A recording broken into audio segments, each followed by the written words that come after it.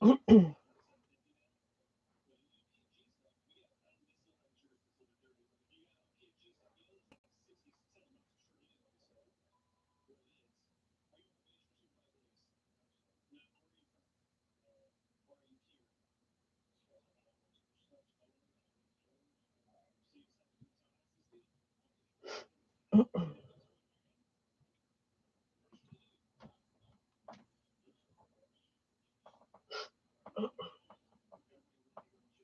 hear myself. Excuse me.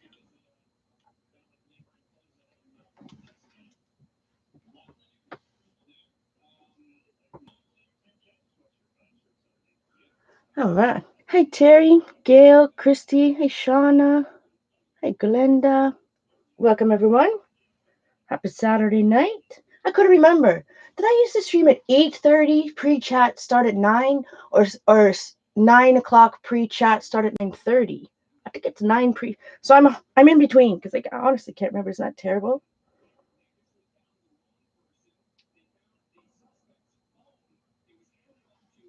It's nuts. Remember? All right. Gonna get organized while everybody files in. Welcome, Patricia. Hey, Sandy. Hi, Helena. Virginia. I know, my God. I don't know what it is. I know. It's so hard not to call you Helena. So good to see you, my friend. How have you been? Hi, Marion. Thank you so much for the support, my friend. I truly appreciate it. Thank you so much. Everybody that was at the Maryland Art Retreats remembers Helena, Virginia. Welcome, Sherry.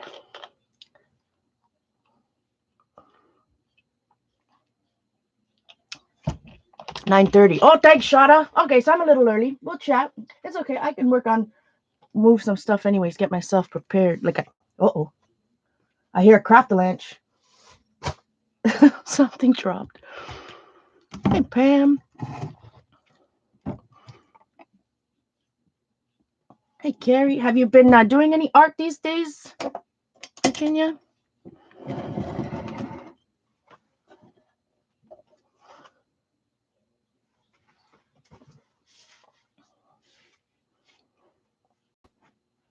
Hey, Therese. So I'm going to work in this journal today. I mean, I flipped through it the other day. It's all every page has something on it. But we're going to finish it because I got a good theme. I got a good title. I'm excited. I'm going to work on some collage paper. I need a couple of my older jelly plate printy stuff, and I'm going to get that file my file folder that has some. So I shouldn't say I took a nap. After I streamed this morning, I took a sleep. I slept. I went back and I played with my little, did some stuff on my island in Animal Crossing. And then I fell asleep. I slept from like 1:30 till 7. I don't know, 2 to 7, something like that. Definitely not a nap. So hopefully that doesn't screw me over for tonight.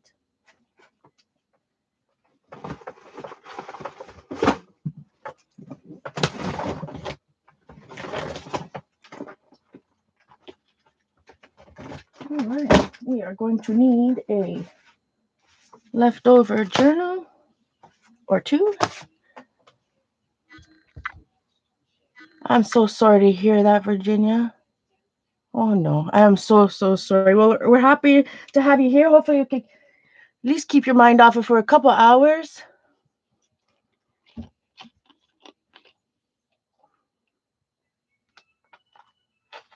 It snowed today, my friends. Snowed. Oh boy, it is like May, what? Record-breaking low temps over here in Toronto.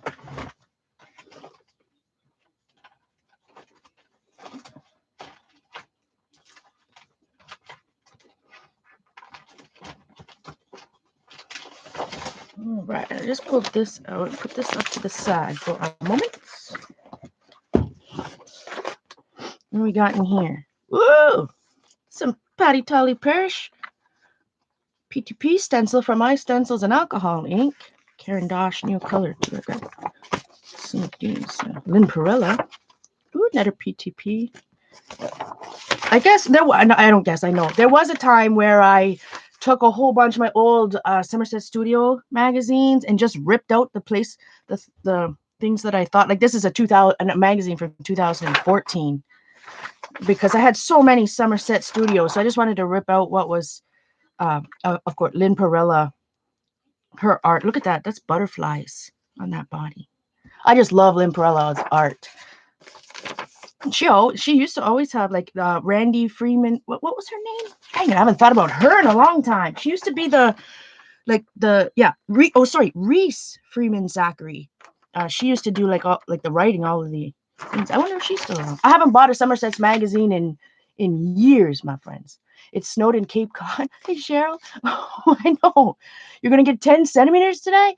Oh, Therese in Nova Scotia. I don't know if we're gonna get any tonight or not. But dang, strange. Okay, polar vortex up here. All right, so we don't need any of those things at the moment. What's in here? Hopefully I won't be doxing anybody. Nothing in here.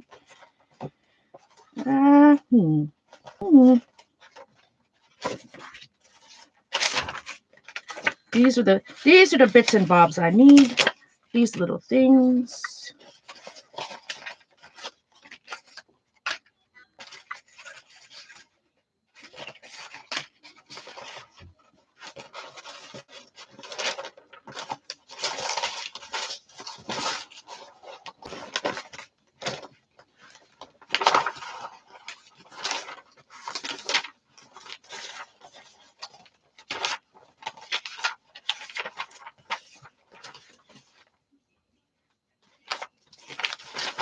Quickly just flipping through this.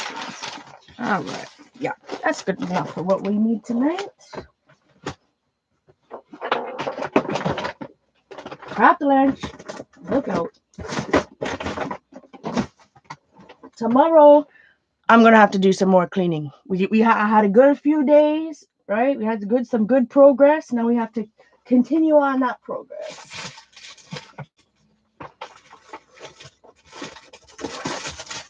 All right. So I did mention the other night that I did in my wallet. I have, which is out there, so I should go out there and prove it to you guys. Put the freaking stamps on this damn thing. So hopefully every Saturday night, Stencil Saturday, we'll do a little giveaway just of like bits and bobs and pieces, stuff that can fit in this little, what is this, 5 by 7 envelope or whatever. Ooh, that's the camera. Sorry, it might be awkward.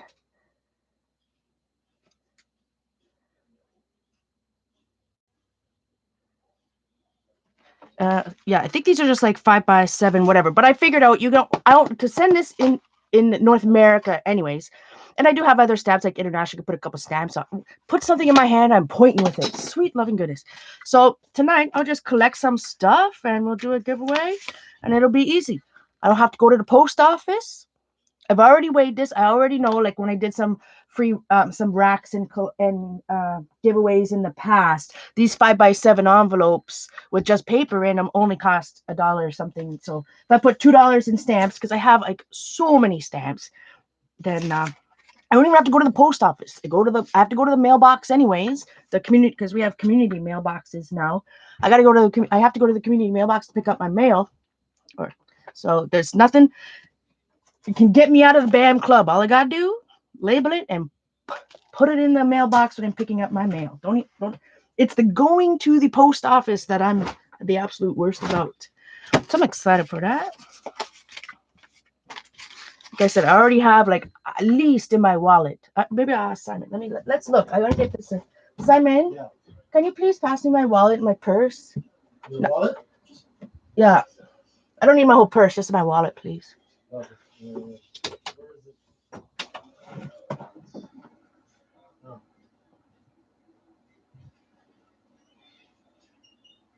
Is it in there? Not that one. I got 2 wallets. I'm sorry. Well, you don't see it there? No. Oh, you can't find it in my purse, so never mind. We'll find it later. Welcome, Joan.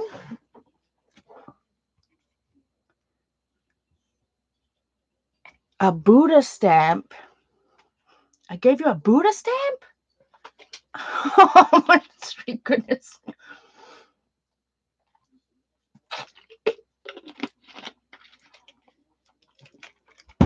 There's a little paper from Jane.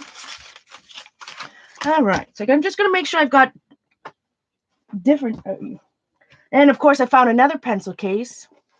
This one, and like I said, we're just here for a pre-chat. My name is Paul Phillips, also known as Journal Artista. If you're new here, I'm gonna start streaming again back to Stencil Saturdays. It's been a few years since we did a real one. I know I streamed it on a Saturday about 6 months ago, but I wasn't the real me yet. I wasn't the normal, back to my normal. So now this was my pencil case that I had like all my mixed media type stuff that I would use by the couch that had more of the pens, paper, markers, and whatever.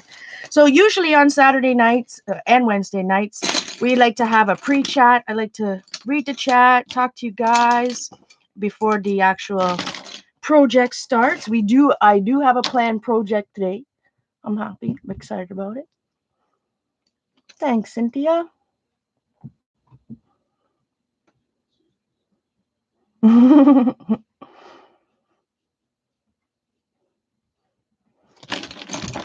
So I have, what do we got going on in this thing? Oh, yep, random. This is one of my favorite water. So this was, yeah, Kuretake. Oh, I have had that bad boy for a long time, but I really love that tiny guy. Ooh, Laurel gave me this years ago. This still works. This Martha Stewart, I bet you this still works like perfect. Yep. That's old bad boy. I don't think they work. Now, what is this? Ooh, look at this. I forgot. So, who remembers buying the marker, Crayola marker maker? And I put this is a marker I made with the Crayola marker maker, and it has Sumi ink in it. Just the black regular Sumi ink. Let's see if it's dried out. I haven't looked or felt this in a long time. Let's get out a comp book while I found this one where I was practicing, you know, when we all had the brush lettering, which, you know, me, I never, you know. But this is where I was practicing upstrokes and downstrokes and all of that. See if this works. It does. So I was making my own black or any type of marker. Look at that. It was exciting. I have it right there, actually. The Crayola thing still around. I wanted to try to, and I never did, like, because when I got it, I wanted to put some Jane Davenport. I have like 2 bottles of it, 2 or 3. I wanted to put the Jane Davenport ink in it to see how they would work. And we have Pilot Caleros, these sketching pencils. I really like these. Pilot Color Enos, Color Eno. Comes in a package of, I want to say 8 different colors. They're 0.7 leads. Oh, Cynthia. I don't know if it could be any worse than mine, my girl, but I appreciate the comments. But these Color Enos, they're fun. They're fun to sketch. Like I said, it's graphite. You found? Oh, Simon's knocking on the door. Oh, thanks. I got my lug wallet. But look what I found. I have all.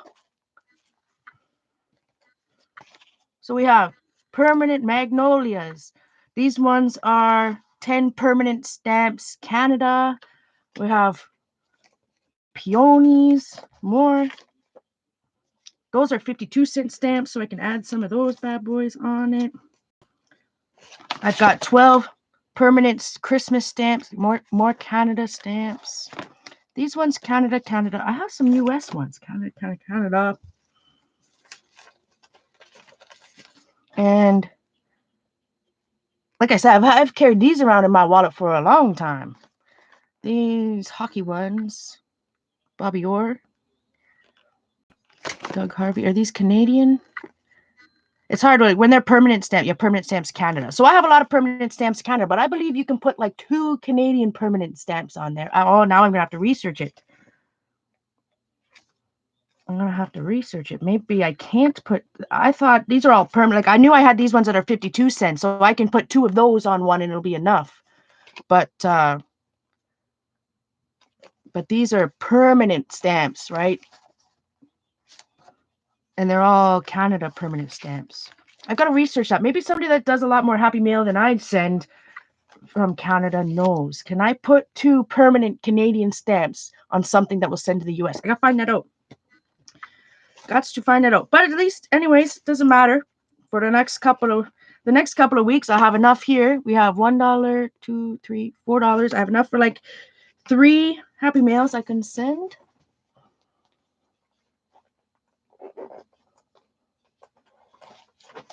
What else do I have in this little purse here? Oh, Sharpie white marker. That's throwing that bad boy in the garbage. You guys know, for all these years, all the times I've ever tried to use a Sharpie white paint pen, I never have luck. I never have luck. I know you guys have tried to teach me. Everybody's tried before, but got ebony, some Prisma, a broken elastic, the Prismacolor turquoise sketch pencils. There's the little, this is my Dee Dee's precious pencil that she gave me that when I visited her. This is a woodless graphite, General's woodless graphite Nate B. White. I still have lots of the Pilot Permaball. I don't even know if you can still buy these ones, my friend. The Permaball ones still works. Pilot G2 still works. It's all good. Oh, mini koi water brush. Peel off China marker. Ooh, the Jane Davenport paint over pens. They should still be good. The American Crafts. Do they still call it American Crafts? The American Crafts, the Galaxy Writers. That's what these was, I think. That's what they used to be. But they used to be called Galaxy Writers. Food ball. Haven't used any of these in a long time. I use my pants. Because the Dina Wakely made us buy all these food ball pens with a 1.5 nib. I have 1 or 2. That still works. What is this? Wink of Stella brush pen. Hi, Anita. Welcome back. Anybody working on any art tonight? So this is Wink of Stella brush pen, Kuretake. I think might be just the clear one. I think that's the only one I ever, or maybe silver. Look at that, still works. All good in the hood over here. That's silver. I think so. I only ever had one. We have Jelly Roll Glaze pen. Pam is making some cards. The glaze pen. Let's see. I have to get close to this bad boy. Oh, I'm gonna have to glaze pen. Sakura Jelly Roll make amazing. I mean, Sakura. I mean, everybody knows it. Amazing pens, right? The Jelly Rolls are, I've had a Jelly Roll pen that's 20 years old. Some of the 0.5, the thin ones, I've had dry out. I've had to throw out. And the glaze, some of these glaze pens have exploded, like completely exploded. This one's not exploded, but it's not exactly given the glaze effect. I can tell that the tip is clogged a bit. That's something I'll have to work out later or just throw it out. Everybody's favorite Bic Cristal. A little blendy stump in there. One of my good old Zig scroll and brush pens from the late 90s. Still good. Well, actually, that one's getting a little dry. Zig, like these Zig any of the memory, anything in this one, even when Stampin' Up, I still have the 48 set of Stampin' Up ones that are like this. They are the best quality pen. Like the only ones that ever went bad is some of the ones that I stored. Like when I had those. So when I first started scrapbooking in the late 90s, I bought the Zig, a full set of 48 scroll and brush and the writer pens. Because that's what we had, right? Like that's all there was. Let me tell you. And then I had the 48 of the set of the Stampin' Up ones that when they would look like this, which was many years ago, they've since changed. Welcome, Diane's Craft Table. Thank you so much for the support. I appreciate it. I so appreciate. Welcome to the artistic community. So if you, I think they still sell, Zig still says pens in this one. Excellent, excellent quality. But the only time, because I had some of those pens, I must have stored, because they came in a 48 set in that plastic container, I must have stored them standing up. So one end was bad. So when you have dual ended, there's that whole debate, store pens upright, side, blah, blah, blah, blah, blah. Markers, everybody has their own opinion on that. But when you have a double ended marker, they definitely should be stored on the side. Unless you only want to use one end of the marker. Like scroll and brush. I remember, buying these. It's like, never use the scroll end of it. And I think I've damaged it. So you can't even see anymore.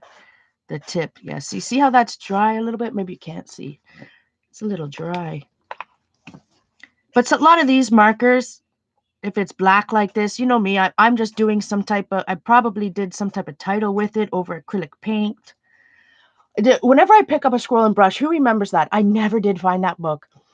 So again, years ago, before we used computers to print out titles and stuff on our scrapbook pages, whatever, we used stickers or we hand lettered.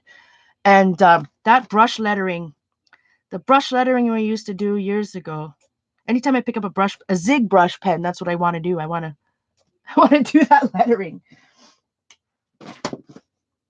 But now, like, I think, this type of pen, these Tim Holtz distress markers, this style, yeah, not as good as the Zigs. That is for sure. That is for sure.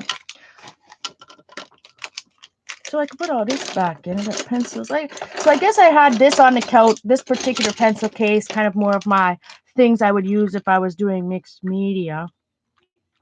Like Stabilo all pencils, the pens and stuff that I use.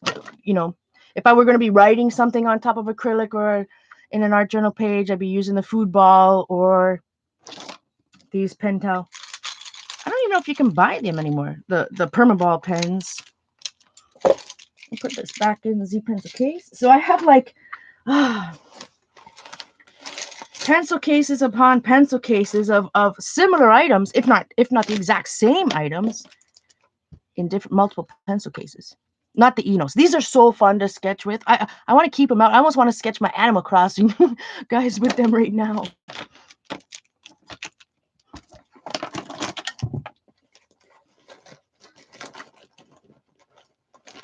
One day we'll have to, I don't know. I have to decide how I'm going to sort the pens, or how I'm going to store the pens, how I'm going to, because I do, let's be real, especially now I ramp up on my art. The more art I do every day, not just online, like on camera, but off camera, I still do a lot of art, Prismacolor blender, on the couch. So I still do a lot of art on the couch. So I do know that I need some utensils out there. I need to create another couch art kit, that's for sure. You do not want any distress markers. Tim Holtz, I love you. Ranger, I love you. Yeah, the distress markers were, of all the markers, brush markers in particular I've had, I do not. The Tim Holtz ones were my least favorite. Not bad. Well, they were my least favorite. Like I think that the distress markers are worth it if you are if you love Tim Holtz, not even just Tim Holtz, if you love the distress line and you want things to match, right? So if you have the distress, you have, your ink pads, your ink pads, your sprays, stains, all that goodness, and you want to, maybe you're coloring something, you'd rather color one of his images, even though you could use one of his stains or sprays as watercolors or something. But if you wanted to keep that, you wanted to have a marker that was peacock, right? What is this called? Peacock feathers, right? Maybe you want that it is the exact same color as the ink pads or whatnot. Oh, I didn't even look. Hi, Tracy. Good to see you, my friend. I didn't look at what his 5 new colors were. Did he announce them yesterday?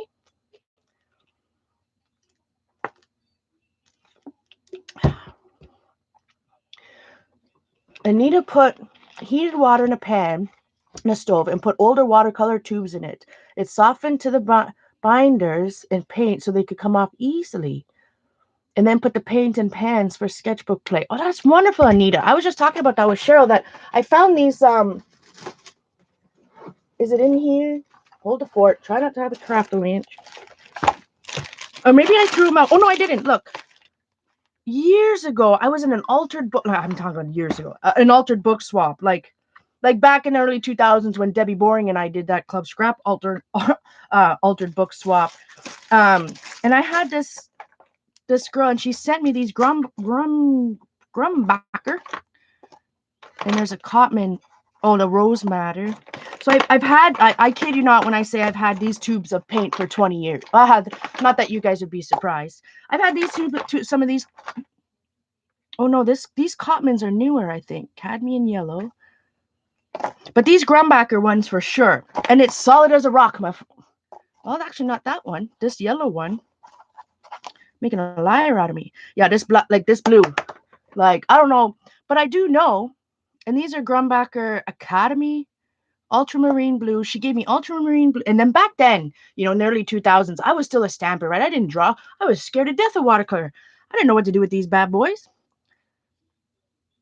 Geranium Lake, ultramarine blue, and cadmium yellow hue. Cadmium yellow pale hue. Rose Madder. These Cotmans. Rose Madder, intense blue, and cadmium yellow. So I don't know why I have these, but these ones, I mean, they're definitely hard. Like, they're not hard, but they're definitely not fresh. But there's nothing wrong with watercolors. Like, I could cut this open. Let's do it right now. In my head, there's lots of things in the 2000s, early 2000s, late 90s and 2000. Anyway. Whoo-wee. I'm going to take off my shirt, my friends. Close the eyes. No, I'm just kidding. I got my sweatshirt. Hot. And there's, I've got a couple lights, but that, especially my Ott light. So I have an Ott light up there, an old one that I've had for years and years and years. And I've actually never had to replace the light on it. Knock on wood, it'll probably go out tonight now that I said that. But it's hot. That bad boy throws off heat. They were 20 years old. But yeah, they are the worst. Somebody's saying, wait a second. No matchy. I use water brush with reinkers. Exactly, Tracy. They got the reinkers, sprays, stains, anything, even the ink pad, right? I mean, back in the day, before, let me find one of my old bad boys. I have one right. Well, one of the first distress ink pad.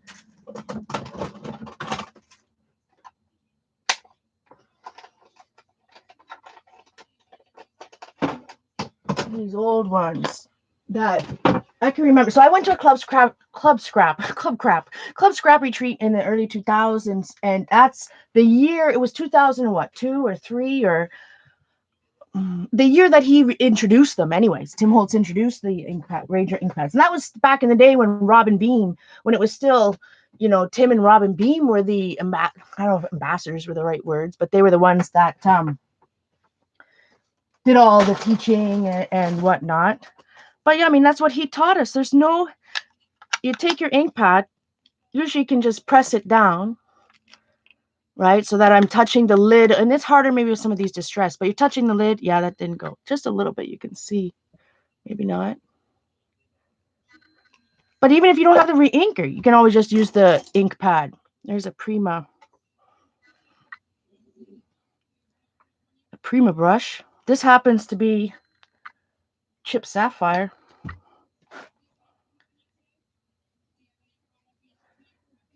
I mean, it's pretty light, but even if you don't have the re-inker, right?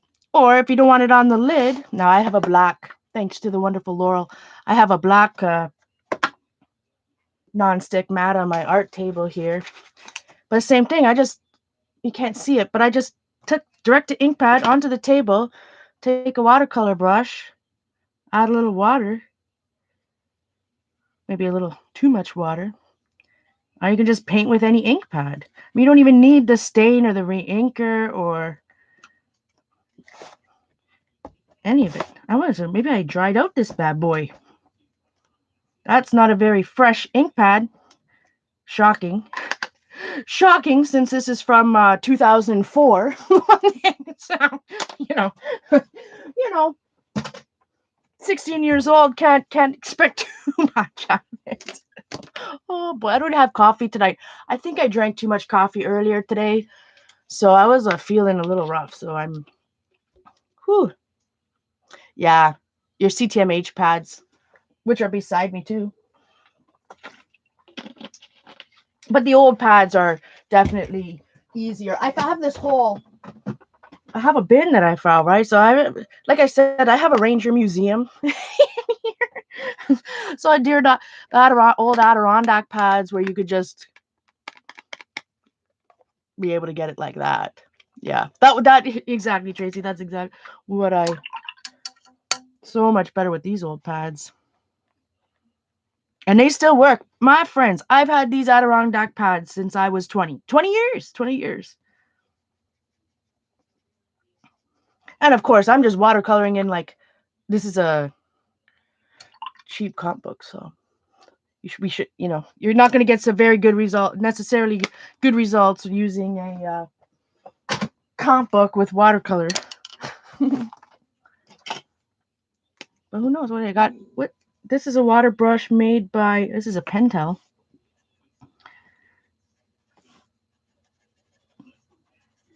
And just activating some of the old distress ink. Those are some fun classes though with Tim Holtz at the Club Scrap Retreat when he first came out. Like, let me tell you, the women, if you want to talk, like let's say the Club Scrap Retreat, it was big bucks, right? Like it was, and back then, I had a very high profile job. I had a good job, right? So I can remember, because Club Scrap, like, he released them, and I don't know, maybe there were 12 colors. I guess the first 12 colors. But let me tell you, Club Scrap, like Ranger had, and it wasn't a booth, it was a room. The lineup, like, you want to talk, you want to see women go crazy. You have someone like Tim Holtz demo something, and at that time it was revolutionary. Distress inks, right? Acted different than anything else, right? So we were all, oh my sweet goodness, fighting over buying the full sets of of all the distress. Do you memories? Oh man. I mean, in this case, and this was sometime during this week when I stream in the mornings, when we just do our little cleanup streams. I mean, I've got Marvy Matchables, for crying out loud. They still work. Look.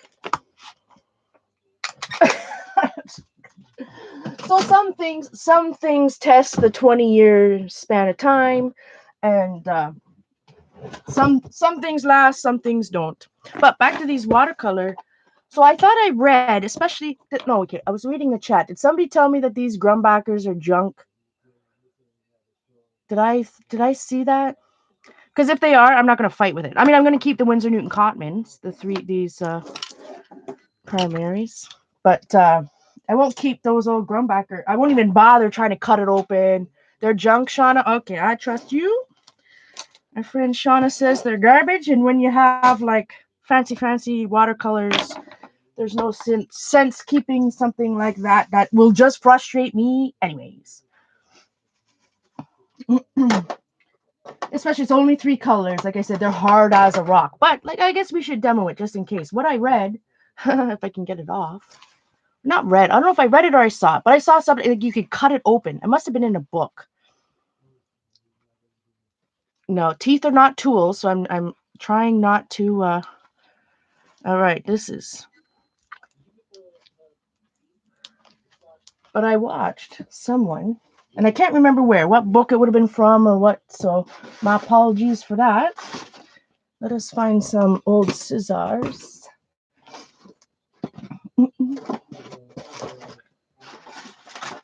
What time is it? 10 more minutes.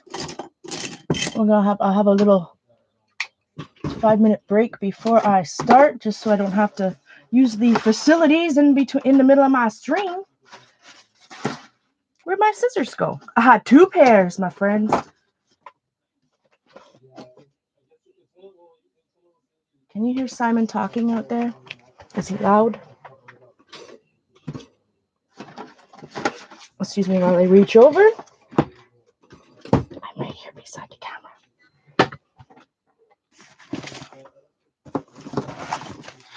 Well, I was using some in the living room last night. Oh, here they are. Oh, sweet loving goodness. In front of my face, as usual. Keep the comment. Thanks, Sherry. Sherry said, oh, she's not Sherry, Shauna. Shauna Musin. She has a channel here on YouTube as well, my friends. Her name is, and I'm probably pronouncing it wrong. My apologies. I always pronounce, in my head, I say Musin. Meeuwsen. Check her out.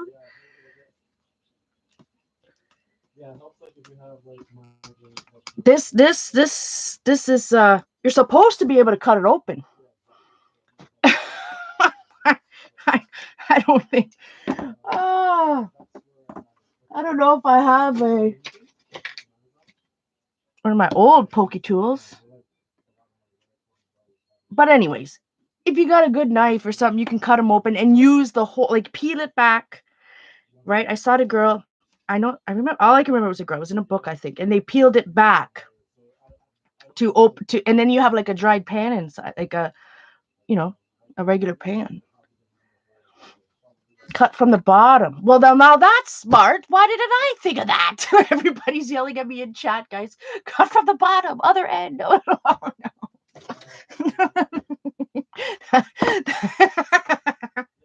That's too logical. Come on. That's not how my brain works.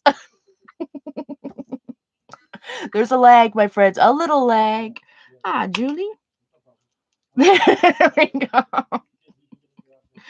I mean, these scissors are old too, right?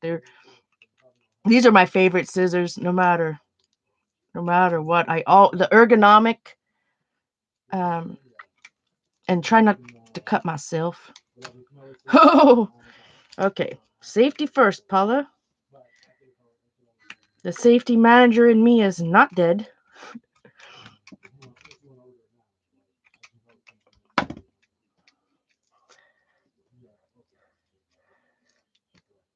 Hey, Jamie Edge. I will, Sherry. Okay, so let's see what's inside. Look at this. Okay. Now, this isn't a science experiment. And I don't like science. I believe in science. I don't like science. There is.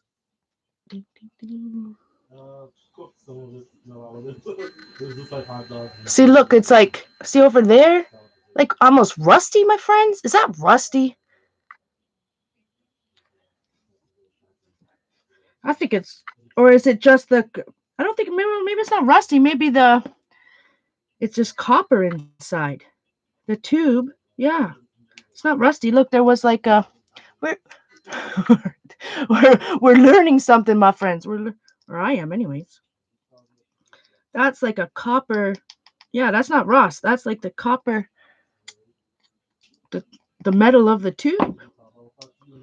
But anyways, you can cut her open. This is like we could, let me just get a brush here.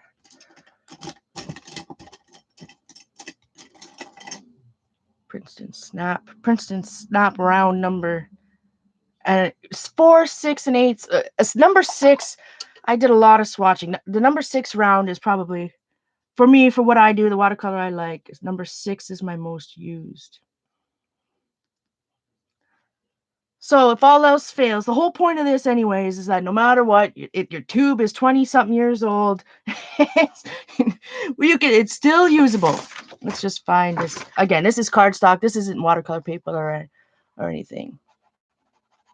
Right? So it's, look, still usable. Still usable. But I have enough. I have enough watercolor in my life, as we all know, that I do not need that. All right, this girl's going to take a 5-minute break.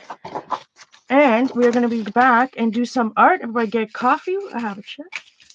You can look at some jelly prints. Hopefully that won't autofocus like crazy in and out for the next 5 minutes. Binder.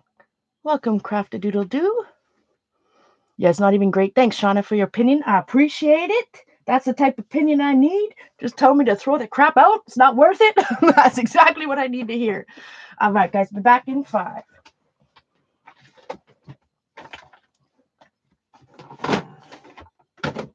Is there any? Whoa! Oh no! Oh sweet goodness! Oh boy! Cover your ears. Nobody wants to hear. Oh! Nobody wants to hear crap the lanch. We shall be right back. Yeah. Hmm? Oh, okay.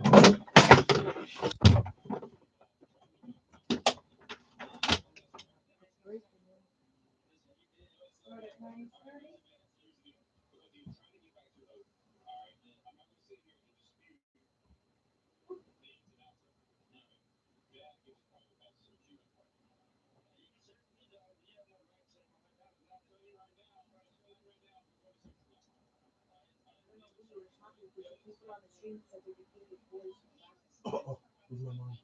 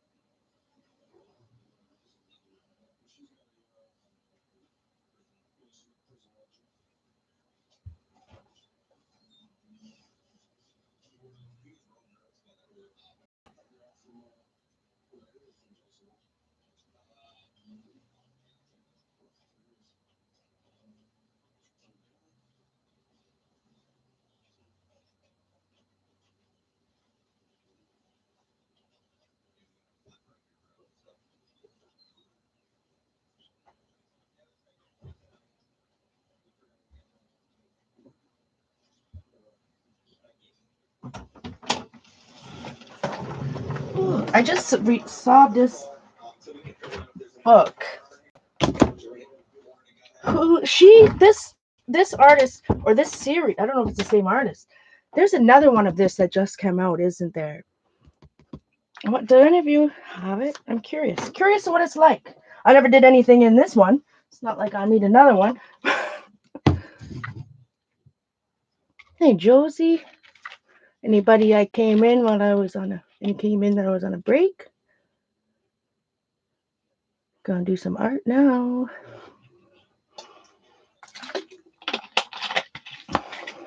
But this book was cool because the paper is watercolor paper. And it already had the sketch. It already has the sketch And then you can, and it gives you the sweet loving place. Get my chair situation. Ah, not enough space. Not enough space. But it gave you the little sketch already, and it tells you at yellow ochre, burnt umber, crimson, round brush. This one says size 6. And then it gives you step by step. Fill the entire body of the fish, including the fins, with water using your brush so the paper is damp and shiny. Add a mixture of yellow ochre and a touch of burnt umber to the top portion of the body, followed by a stripe of crimson directly below it. Allow the colors to blend. You can darken the top of the head with burnt umber. So it's like step by step. And like I said, the paper in these books is a watercolor paper. Maybe not the highest quality watercolor. It's probably 90 pound. Does it say? But I think she has a new one. It's made by Premium Binding, stays open. Page Street Publishing Company. Oh, she lives in Ontario, Canada. Diana Fox is a creative Wonder Forest, and her work has been on the shelves of Target, Urban Outfitters, Wayfair, Bloomingdale's, and many others. She lives in Ontario, Canada. Well, I'm definitely, if she has another book, I'll buy that. Gotta support her. How fun is this? And so for those of us that are new to watercolor, maybe you're afraid of sketching or whatnot, this is a fun book. Gives you the colors you need to use. You know, and there's some wet on wet, wet on wet, you know, wet on dry. This one's painting fur, raccoon. Oh, I read my raccoons. But it's a fun little chipmunk. So painting fur, wet on wet, wet on dry, ink and wash, and painting fur. Yeah, so she has another one out. Anyway, I just happened to spy that on my way back from the bathroom. So this is my old Delusions journal. Not Delusions, excuse me. Zena Wakely Mixed Media Journal. It is watercolor paper, girl. It's not. And I think if you look at Amazon, that's why I was trying to read the back. From a classic it just says she provides light outlines of each project and every page is printed on premium art paper. So you can focus on watercolor techniques. So I think it feels about 90 pounds. It's definitely not a 140. Definitely not 140. And I don't know if my camera will pick it up, but no, it's not going to. There's texture. You can see the texture of the watercolor. Not with my camera. I'm probably not at night. But yes, it's definitely different paper than a normal book. So I was working on this art journal. You see, it's quite. I don't even know if I put a date on it. So some pages, a lot of unfinished. Well, all of it, mostly unfinished. So we're gonna choose a page that maybe already has a background. I guess on that one, I thought I was gonna put that bird. We'll find one maybe that has some type of like a background that's already started a little bit.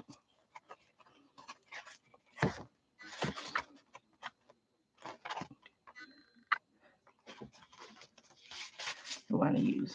Don't want one that like has too much on it, but not one that has like maybe this just with just a background. But I think I have some back here. Miss Patty's artwork. That one just had. Well, that's part half. This one's on a half burlap, half paper. Regular paper. Do this. This one might be a good option too. But again, that's half burlap. And burlap is completely shrunk because I've got so many paint layers of paint already on it.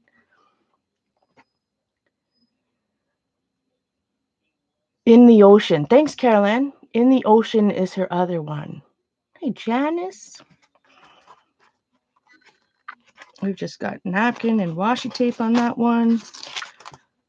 Nothing on that one. Little scrape. Get the hiccups. I kind of like that too.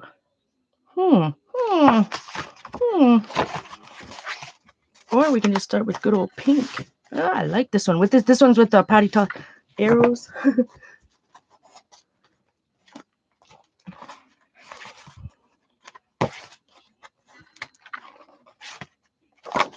Yeah, I think we're gonna start with this pink page.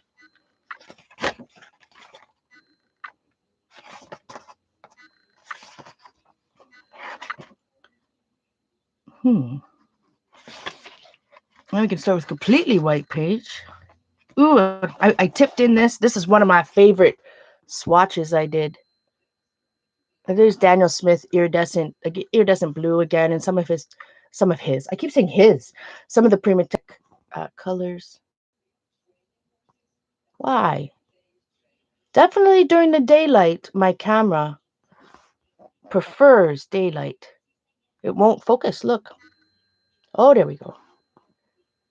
But look at the granulation in this, my friends. And I did these on purpose. Like, you see if that's joined, like I would do that on purpose. I like to join my two swatches to see how they blend with each other. Hey, Sandy.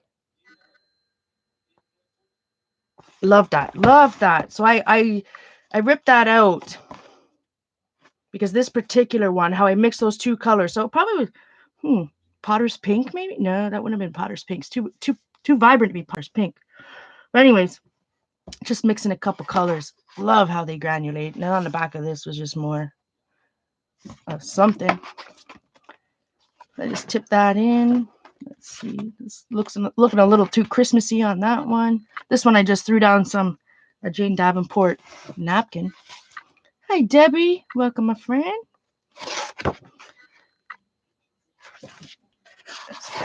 Yeah, I think that's what we're going to do. We're going to start with this pink one. So before we start, my friends, if you weren't here this morning, you'll see on my channel, thank you so much to YouTube. I was able to, I do have a join button. I have a membership on my channel. You can join us $2.99 a month. It's a recurring payment that you can cancel at any time, and don't feel that you're pressured to join my channel or become a membership on my channel.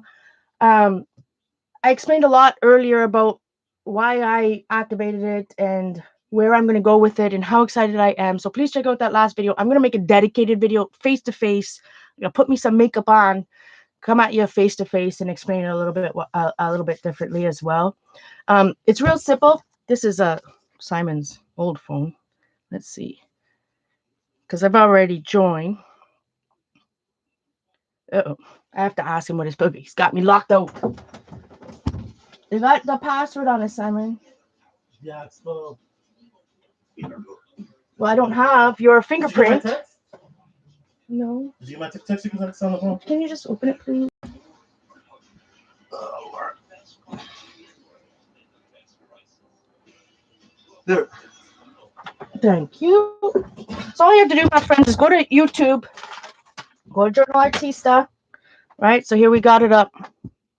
We went to Journal Artista. Ooh, excuse the camera. Ooh, oh, no. Okay, thank goodness.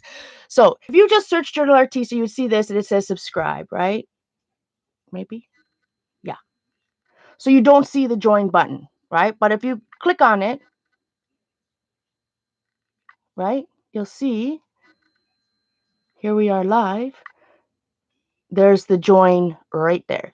So all you got to do, click on that bad boy. It's going to tell you that my only one tier, first and only tier. I am there's plans in the future, but I've got to prove to you guys that I'm reliable and back for good. So we have, it just says join right there. You get some loyalty badges next to your name, comments, and live chat. We have some custom emojis that I'm still working on. Dang it. But what's fun, so we're going to have exclusive members only live streams on Member Mondays, the last Monday of every month. And you're going to have access to members only live chats. So there'll be some chats that I'll stream where, we'll be live on YouTube so that anybody, the YouTube of masses, right? Anybody can watch the live, watch the chat. But to participate in the chat, then you would have to be a member. Also, there's a members, so if you're looking up on I'll look on my phone now. Once you become a member, there is a members only section on my YouTube channel now where I can post and it will push out the notifications to members only. Um, so like I said, we can have a chats over there. You'll always know. So like, you can subscribe to my channel, ring the bell, but lots of times you're ringing the bell and it may not answer. It's not always there, right? So I'm just going to go into my page on my phone where it'll show. So once you're a member, right, it'll come up there. It'll say see perks. And then up at the top, right, you got home, videos, playlists, community, and then over here is membership. I put a poll up there, so it'll tell you what your perks are and how to access them in your membership. And then there's a community tab, right? So you see here, this post I posted on when is the best time for everybody to watch members only streams, right? And see how it says members only. So members only will get messages or will be able to see those posts. Everything else, right? Normal, or I should say normal. That's not the right word. Subscribers will be able to look at my community posts and see other things, but the members only, there will be members only section on the post. So yes, my friends, I know I haven't streamed in 5 years. My channel's been inactive for quite a bit, and it's, I've got some balls to come up here and say I've activated a membership on my channel for $2.99 a month. But I spoke the other day about Ustream and how I streamed over there for so many years, and how it was such a wonderful way to grow a community and chat amongst ourselves. And having a membership button and a membership and membership only streams is a way that I can appeal to the YouTube masses, yet still have the community around me that I prefer. So don't feel pressured. Nobody has to join if they don't want to. It's something exciting. I'm super excited about this. I am so grateful for YouTube for this opportunity. It's available. Yes, Laura, it's available to all members. Just go to YouTube, search Journal Artista, click on my name, click on my channel, and then beside it where it says where we'd normally say subscribe, where the bell is and all of that, you'll see where it says it'll just have that. Now Simon's phone's off yet again. It'll say join. But thank you so much to those of you that have become a member. There's so many exciting things. I am back, my friends, and I know I gave a bottom tier just to prove that, just so I have to prove myself, right? And that's it.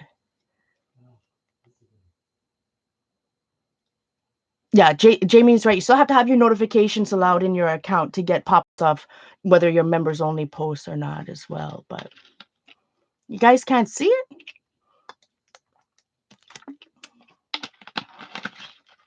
I can let me go on my phone and type in. Where did it go? That's Simon's phone. Where's my phone? I think I can add it in the chat myself. Let's see. I'm going to be adding it in the chat under my other account, not no, I can sign in under that one. Sign in under that one. Mute myself.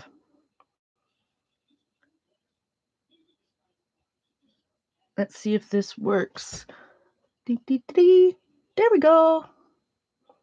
So hopefully you can click on that. It's not about subscribe. No, if you're already subscribed, it'll say subscribed. Like, for example, I won't show on this phone either. No, where it says subscribed, there should be, it just says join, J in blue. It'll say JOIN in blue. You just have to click on that join. It's not underlined or anything. It's just a join. It just says join and highlighted in blue. But that should be able, somebody test that out. If you click on that link, what happens, my friend? Thank you for helping me. All right. So on this page, while we work on that, again, I appreciate it. Don't anybody feel pressured, but I appreciate everybody that supports the channel. I put money back into the channel, and strange. I don't want to click on that in my own chat because who knows what would pop up. I might shut it down. Well, I need to try.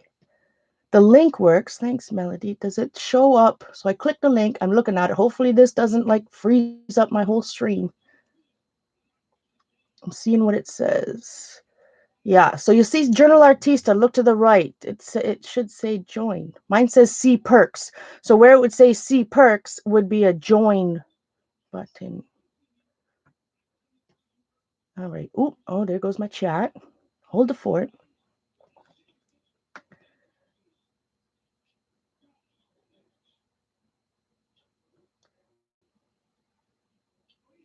But it's so fun. I'm working on other emojis. Like I said, I myself, I am a member of 4 different channels here on YouTube. I mean, I'm a YouTuber, right? Like YouTube is my life. Whether I'm watching art or not, I'm watching other things on YouTube.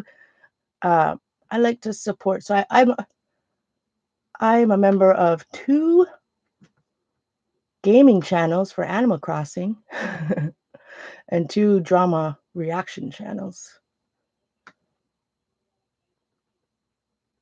There's Jade. So there's some splots. You can see some splots in the chat, and I'm working on other ones. I need a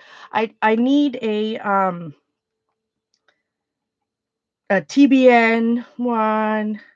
I need a Vern.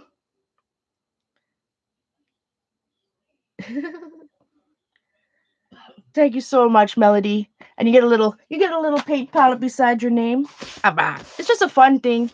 I think it's fun. Thank you so much, guys. All right. So on this page, you can see I did some. I don't know. Shouldn't say must. I know. I started with gesso. You can see. I know it's called Din Dig Trick, which I can never pronounce, but I always call it. I think when I did a video on this, I didn't even know it was a real art technique. It was like 10 years ago, and I think I called it like simple gesso texture or something strange like that. But it's so literally all I did. Literally, I gotta stop saying that because it's not literal. So all I did was some a thick coat or 2 of gesso, pressed the pages together, opened it up, let it dry. We've got some pink paint on here, probably Liquitex Basics medium magenta, because that's one of my favorite colors. So that's my guess. And I wiped it back a bit, and then I used a Patty Tolly Parish stencil from istencils.com with a baby wipe and wipe that through. So we have a background going here, and I'm just gonna. So I have a title, and maybe some of you guys can help me with this page. It'll be a collaborative effort over here. So back when for me, as everybody knows, my history in art and crafts and whatever, I started as a scrapbooker and stamper in the late 90s, early 2000s, right? I was afraid, never took art class past grade 8. I was afraid to draw. I thought I thought it was a talent you were born with, all that fun stuff.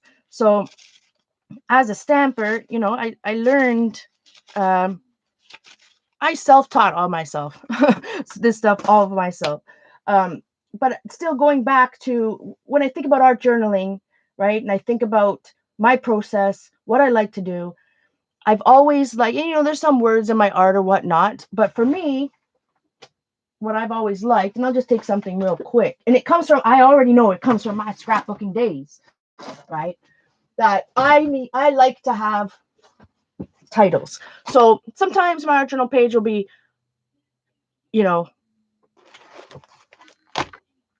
more abstract, shall we say? But lots of times, if I'm doing an art journal page, for me, I like the title. And that's why you'll see my Sticker Nation or whatever. I'll use those as titles, or let's see, maybe just a collage. That one's not done. I haven't looked at this bad boy in a while. Right? I like titles. That's my type of thing. So for me tonight, I don't know why. I think I must have been scrolling through Instagram a couple months ago, but I found the absolute perfect title for the time of my life right now. We are going to call this, the theme for today's page is more issues than a magazine rack. I have more issues than a magazine rack. So I just need to write that down. How many letters is that? More issues than a magazine. That is our theme tonight. 1, 2, 3, 4, 5, 6, 7, 8, 10, 12, 14, 15, 16, 17, 18, 23,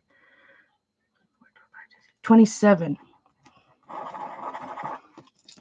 Because what I was thinking, so I could do this two ways. So I've got a background started. We're gonna add some stamping to it because that's my thing. I'm gonna add the same layers, not the same. I'm gonna add layers like I've always added layers.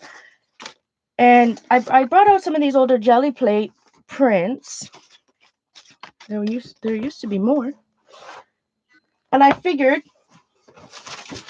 we're gonna make a magazine rack. And I figured we could use some of these older papers and make little magazine covers, right? So I need 27. So I have two choices. More issues at a rag. Isn't it perfect? The Rise of France magazine. Oh, thanks, Laura. I don't know. I wish it's hard to yeah, if you wanna use the custom emojis, which, and again, the more members that join, the more emojis you're allowed that YouTube lets you have, right? So you only start out with so many, and then the more members you get, then the more you're able to add to your account and whatnot. But yeah, in the chat box, you'll see where it says say something. There's a little smiley face on the left of the chat box. It should be, if you're a member, it should be highlighted in blue, and you can click on that and find a. Right now, we just have some splots and some coffee. And like I said, I hope to have TPN, and I really want Ernest's face. So, know what I mean, Vern? So my thoughts, how many times am I going to say so tonight? I was thinking we can make little magazines. We could either make 27 tiny magazines and to put them in the racks, and then use each magazine title. I have my, I brought out these old Amy Tangerine. Are these Hero Arts? American Crafts. Excuse me. American Craft Amy Tangerine stamp. So I can either make, little like 1 by 1.5 magazines and have each like letter of the title on the magazine cover. Or we can make little magazines and I can use a small stamp set, like something like this, right? And not make 27 magazines. I could make like smaller magazines, just maybe 9 or something on the rack. Like just make one rack, like Barnes and Noble. My thoughts, you know what I mean? And then we can just make little, let me cut one of those. Let's just cut one first. Then we'll work on the background.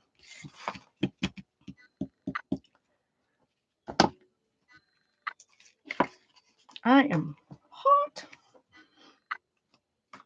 There it is.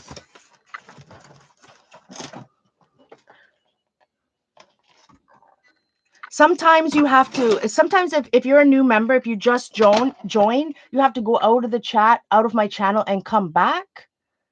And then it reactivates. I did notice that when I joined the channel once. All right, so let's see what size is this bad boy. 8, 2.5, 2.5. So let's do a 2.5 by 1 inch magazine, or 2.5 by 1.5.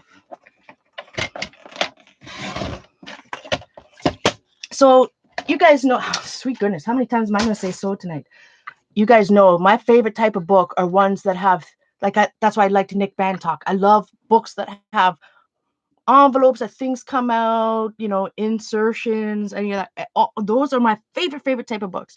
So within my art journals, I like to do the same thing. I like to have every so often little envelopes, little books, things that I can interact in my own page, interact with on my own page. So look, we can make a little book like this.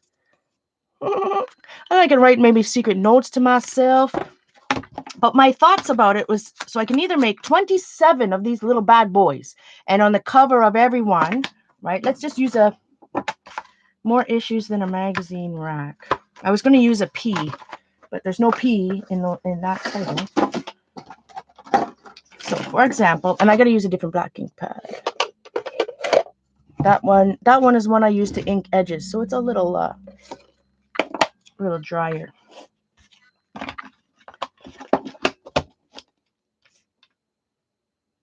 let's just see. We'll start with the M. So we can either make little covers and have some fun with it. You guys can think of some fun titles for my little magazines. Or we can use the little magazines. Hey, Allie. Did you find it, Melody? Woohoo! It's fun. I can't wait to add more. I just got to figure out how I can. I'm not the most techie, my friends, but I'm learning. That's what it's all about, right? Learn something, learn a little bit every day. You know, so I can spell out. Let's just do a couple, shall we? And then we'll work on the background. So it's little. I just love little books. Who remember? Now I don't know. Maybe this is a Canadian thing, right? As you guys know, I'm Canadian. I can remember as a kid there were those gumball machines, right? And the gumball machines had, or this particular one anyway, they had these little books in them. Who remembers? They were smaller than this even. They were like the size of this little guy, but thinner. Maybe even smaller than this. Who remembers that? Let me tell you how badly I wanted one of those little books out of the gumball machine. Never did get one. Never did. And it's probably the opposite. It was probably every other kid in the world was like, I don't want one of those stupid books. Give me the gum. I was like, I wanted one of those books. About 2.5. What do we do? 2.5 by 1.5? 27, but 27 seems like a lot. And if let's just lay out maybe 5 of them first. 27. I would probably have to make smaller books. Then just double checking to make sure that this little piece of jelly print, yeah, 2.5 inches, 2.5 by 1.5.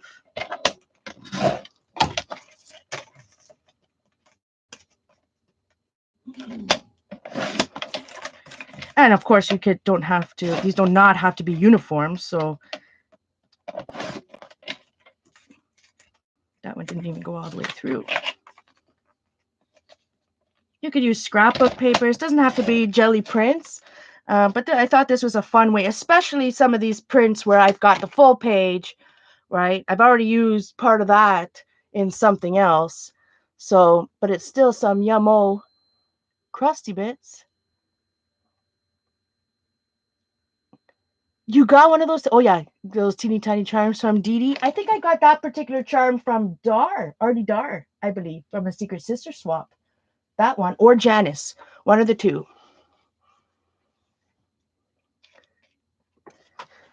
So we got some little tiny books. I never did get one of those bad boys.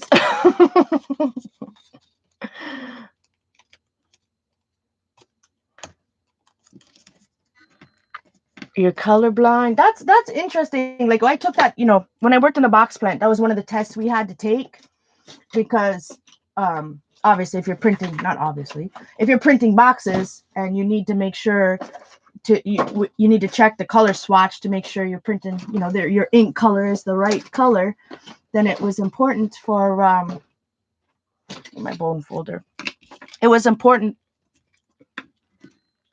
to know if somebody was colorblind or not. But what was so interesting about being colorblind was that not that people couldn't see color, right? Or what I learned about it anyways that I didn't know for so long. It was not that people couldn't see color that are colorblind, is that they just see colors differently. They see red, right? They know it's red, but they just see a different red than I see or other people see, which I thought was really interesting.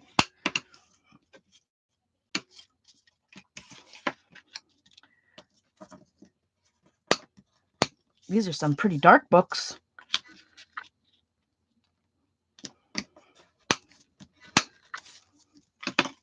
And I'm just scoring it in my fridge just so it lays a little bit flatter when I put it in my art journal. Oh, welcome, Laura. Thank you so much, my friend. I appreciate it. Welcome to the Artista Nation. I did have a conversation today with the wonderful Jamie, APG Jamie. If you guys all remember the Hot Mess Art Gang, that was a, hot mess was something that I always said, and I still say, I am a hot mess. Hot Mess Express over here, my friends. But Hot Mess Art Gang, if everybody remembers, Jamie used to do the most wonderful, like Jamie is hilarious. If you have not watched APG Jamie, she's in my chat right now. The name you have in chat right now, is that your YouTube name, Jamie? I'm going to link her channel onto my on the channels page, on my featured channels page on my account here tomorrow. But so we were discussing today whether, you know, right now we're art, like, so the first tier is Artista, and I'm on top chat, not live chat. Hold the fort. Live chat check, everyone. Live chat, everybody on the live chat check. Um, so Jamie absolutely so graciously uh is allowing us to call it, you know, my community over here on YouTube, the Hot Mess Art Gang. So we're gonna go back to that soon. But if you haven't followed, Jamie is absolutely hilarious. Like, you can't watch. You'll, number one, you watch some of her art videos, you'll learn something. But number two, you will laugh every time, right? Especially when she gets out the butter. Did I say that right, Jamie? Some butter boxes. Jamie is absolutely the most creative, funniest. Like, I just love Jamie's so creative. Her sense of humor, hilarious, hilarious. All right, so we've got a few different books right now. That's only 6. So if I had to do 27 of those bad boys, that would completely, my whole page would just be, my whole double page spread, not just one page, would just be stuff. So we're just probably going to do one rack and then maybe have a title over here. What do you guys think? Jamie's the one that stand-ups call when they need new material. I'm telling you, you are right, Shauna. She is absolutely. I should read that old certificate from the hot. We'll probably do that when I do my channel announcement. Maybe the join button announcement. We'll reread it. I kept all that over the years, and it's I mean, her hilarious. I still have my certificate. Me, so founder, journal artista, the scrap chick, Colleen, the wonderful Colleen, is a co-instigator. And I mean, Jamie is hilarious. She wrote, and we'll go over this a little bit more later in another video, but she wrote co-instigator, uh, forged faux signature. Oh boy, forged faux signature. Jamie is so very creative and absolutely hilarious. Go check out her channel. Bad. So yeah, my thoughts. Unless I cut these bad boys down, 27 magazines will be a little, probably a little too much, eh?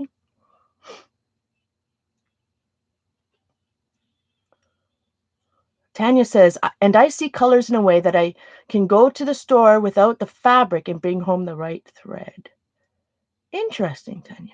I mean, I talk a lot about Simon. My brain, the way I work, I'm an observationalist. I don't know. I'm so hyper aware of everything around me. Anyway, hi, Eileen. So let's just make some other color books then. And we'll just make a couple so that we have some when we're ready to use them. Then we'll work on the background. And then we'll think about maybe some fun titles. Like, it would be fun to think of some titles with you guys, like the Artista Weekly, or Paula's pens, you know, fun stuff like that. I don't know, something silly like that. I'm gonna cut these down a little bit more. Hopefully everyone's having a wonderful Saturday evening. I was just telling Simon today, like, it was like 7:30 at night, and I looked outside, and I'm like, oh my gosh, it's still bright. Time is flying. I've not left my backyard in over a month. 1.5. So these little books are just 2.5 by 1.5, folded in half. I do have a stapler. I could get some like regular paper. I don't know if I'm going to go that far by adding any pages to these mini books, but you absolutely could. Maybe I just add them. Maybe I'll have like 9 books or something, and only one of them has something fun in it.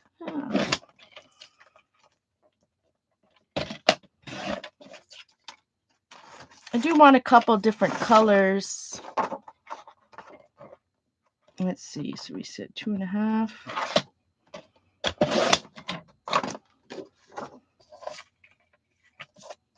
1.5. And tonight, you know, so my art room, as you know, I've been going live in the morning.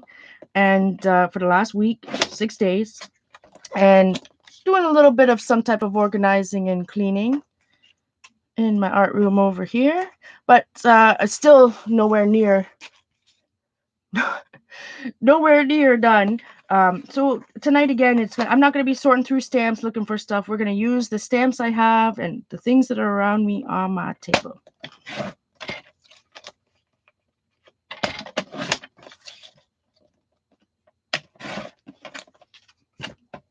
All right, so we have a bunch of little books or little things to make into books. So let's create our magazine rack.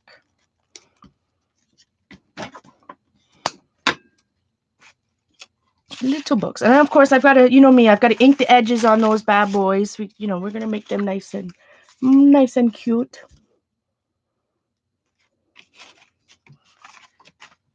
Back to our page.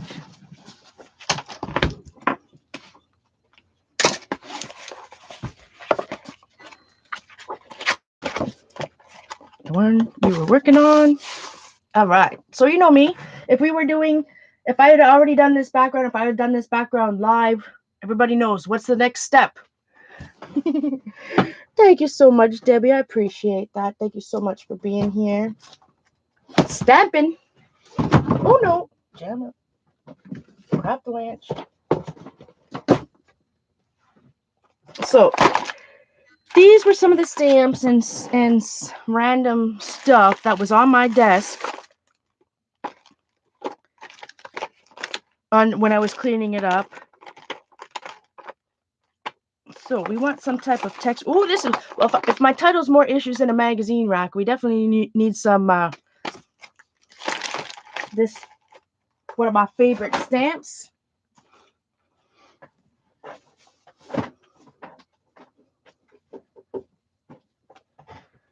This is an old one by Paper Bag Studio called Quasi. I don't know if you can still find it. I need to find an ink pad that's not, as you know, like I said earlier, I have a Ranger freaking museum up in this joint, but I definitely have quite a few variations of the archival ink pad. What are you doing, Simon?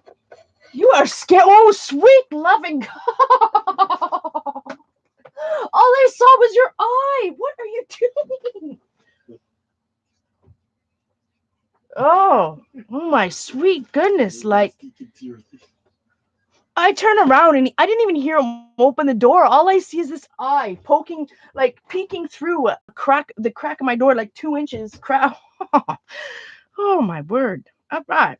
So anyways, we have a few archival black ink pads. This is the newest one. And archival black, my favorite. All you need to make sure is you get a something permanent, so when we put the next layers of paints and stuff. Oh man.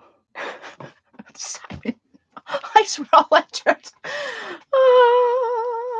All right, we're just gonna stamp this randomly as usual. Oh, that didn't go so well. Straight up and down. And you know my theory, that hasn't changed over the years. I make it look imperfect on purpose so that if I get a stamp, if I get an impression that doesn't come out exactly right, I did it on purpose. It's not going to bother me. For this anyways, it's just adding some background interest, some texture.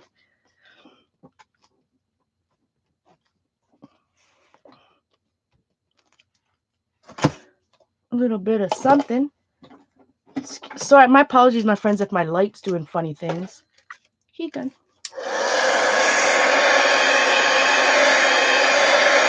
Caroline says title, Working Out the Issues. Issues for Paula Ray. I like that, Working Out the Issues. Like I said, I've got quite a few like tiny, stamp sets around close to me that I could do something cute on.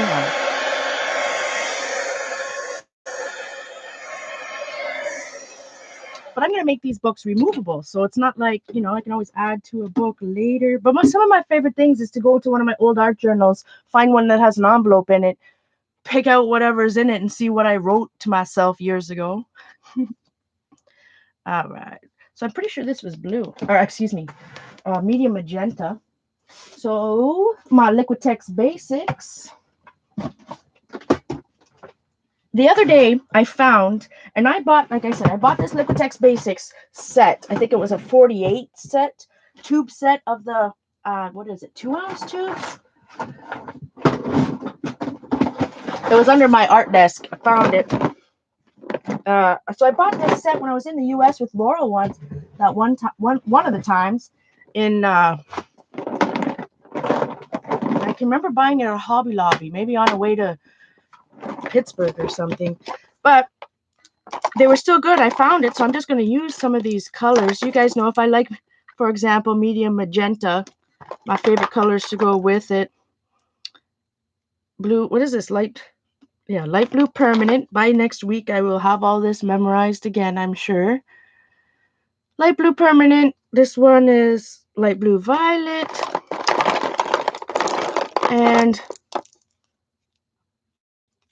And these are also almost empty. So that's why I want to use them up today. We'll use a brilliant purple. We need some titanium white. Where's the Titan buff? Where's Blade when you need him? Titan buff. Nobody, and you can't see any Titan buff. Only white, titanium white. We'll keep that out. What is this? Mars black. Unbleached titanium, which I guess is their Titan buff. Unbleached titanium would be Liquitex Titan buff. Now, of course, I have bigger tubes of these Liquitex Basics and whatnot, but we need to use some of these bad boys up. So we're just going to build some layers. Haven't done this in a while. Let us see. We'll keep the white, blue, and Titan buff. I think I'm going to add the purple. Brilliant purple. It's almost empty anyway, so let's use it up. I'll put my stamps over to the side a little bit. Take a quick drink of iced tea. Hi, Debbie. Hey, Kate. Right. They feel malleable, so they shouldn't be completely dry. I hope not. We're just going to use here. I also have my leftover journals at the ready. We're going to use up some stuff, my friends. I've got my leftover journals here. And again, when it comes to stencils and whatnot, I'm just going to use what's close around me. So I just have one right here. Or not one. Some.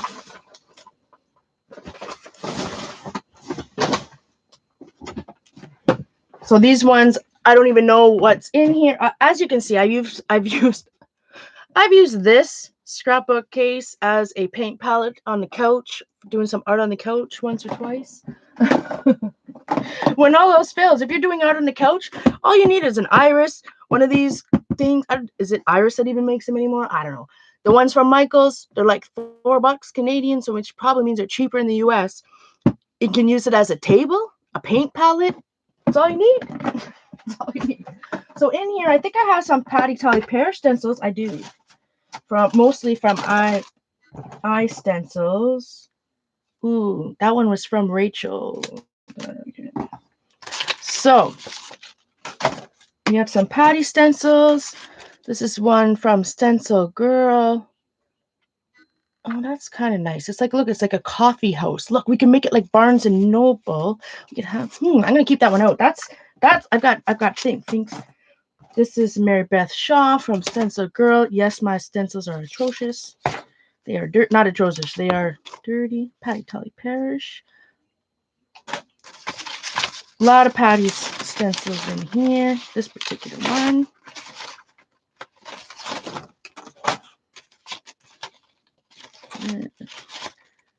Some of my stencils from Stencil Girl. Stacked books. Coffee Please. Patty's. my stencil, drink some coffee. Gears, everyone's favorite map stencils from Artist Cellar. Cellar, Cellar. Oh, I lied. That's, yes. Wait a second. No. Hold it for it. I lied. This is not, wait. Yes. This is Artist Cellar. Right?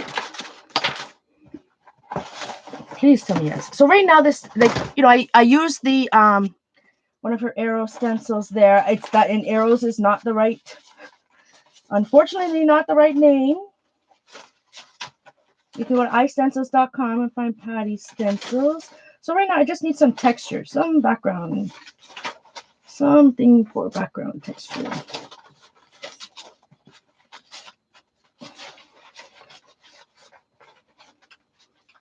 Maybe, well, I have those arrows. I have this. I think I'm just going to use that. We'll have a little bit of a,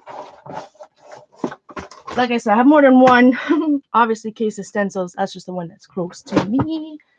Right. Yeah. All right, so we have some paint. We have our stencil. We need our baby wipes. And I don't know what I was thinking. Come on. President's Choice. Excuse me, I got the hiccups. President's Choice is a brand with Loblaws company here in Canada. Huggies or bust, my friends. I've got to go. This week I will venture out to the drugstore. I've got to buy myself a mask. So I'm going to venture out to the drugstore. Need me some Huggies and some essential stuffage from the Shoppers Drug Mart. All right, got a little paint. We're going to find a good old, I have some old gift cards and stuff that I've had for years. We're just going to use one that's been here. And I'm just going to do like the old days, my friends. This is the first time I'm scraping paint in, what, 6 months? I mean, not the first time. Did I scrape paint the other day? So when I use a card, there's different ways, right? You can go straight up and down, perpendicular. You know, I like to scrape. You can see where the paint is. More on a, you know, I'm not using the edge of the card. I'm using this, so more of a flat. See how I'm bending? I like to bend the card a little bit sometimes. Gives you texture. I also then will take the card like this. So you have that dendritic texture. I've got to learn how to, Google, tell me how to pronounce dendritic. So then sometimes I just like to stamp it on. So play around with your gift cards or old credit cards or whatever you're using. You can cut pieces into it.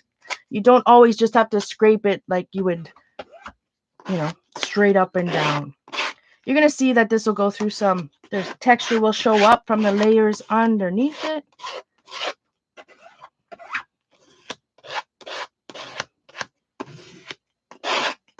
So the thing about wiping back paint, right, it's practice, my friends. And I've been out of practice, so I haven't done this in a long time. So let's hope it works out well. But there's a fine, you know, it's a science. There is a little bit of a science in it, because if you wait too long to wipe back paint, you better put your back into it. You might not get it off. But if you wait, you know, if you don't wait long enough to remove your paint, you'll remove it all. And for me, I like to have a little bit of the distressed look, but not you know, you don't want to wipe it all off, but I don't want to, I still want to be able to wipe it off. So I'm just going to take this. And these baby wipes, like I said, I prefer Huggies. I don't know why I bought these ones. Maybe it wasn't even me. Maybe Simon bought these. I'm not going to wipe it off and everywhere. And as you can see, same thing. It's muscle memory, right? I continually to move my baby wipe around. So you want to get a clean part of your baby wipe if you're removing paint. If not, I'm just going to be spreading, right? This same paint that's on my baby wipe right now, we can spread on another one, right? So you want to, if you're trying to wipe your paint off and you don't want to, you know, maybe it's looking a little muddy, find a clean spot on your baby wipe. Because if your baby wipe has some paint on it already, instead of removing it, it'll move it around, which is a cool technique too. Maybe you want it to move around and not remove it. So I'll take a little peek over here. And if I have something like this, I'll just go over So I don't want to remove it all. I just want to see a little bit of fun texture in there. Thanks so much, Ali. Paul is getting my paint on. We got some splots. All right. Anybody? Hopefully, you guys are arting along, or well, you know me. When I'm watching streams, 9 times out of 10, I'm not arting along. Lately, I've been either cleaning or like in my art room. So I guess I'm still like being somewhat productive. I might be arting yet, but I'm definitely in my art room doing something. Eileen is streamed out. Have you been on YouTubes all day, Eileen? Thank you for being here for our first Stencil Saturday in years. All right. So always look at something. Like, for example, you see this? I have a little hard line there. Not that it's bad. I like that. And, of course, you don't have to use a stencil to wipe paint back through. So sometimes if I put too much. And like I said, I'm easily able to do this because I have layers down already of gesso and acrylic, Liquitex Basics. The pink behind it would have been the medium magenta Liquitex Basics. You watch on the cell phone, Kate? Yeah, I watch most of my YouTube is all watching from my phone. All of them. I have my phone up there, right? And I'm just doing most of the time. I don't.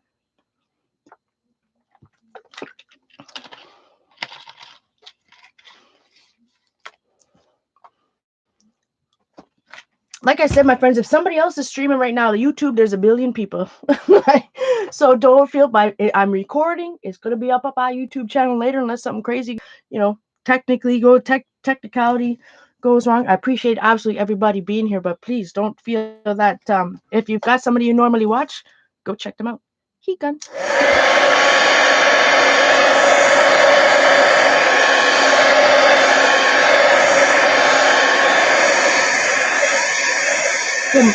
Good evening, Stacy.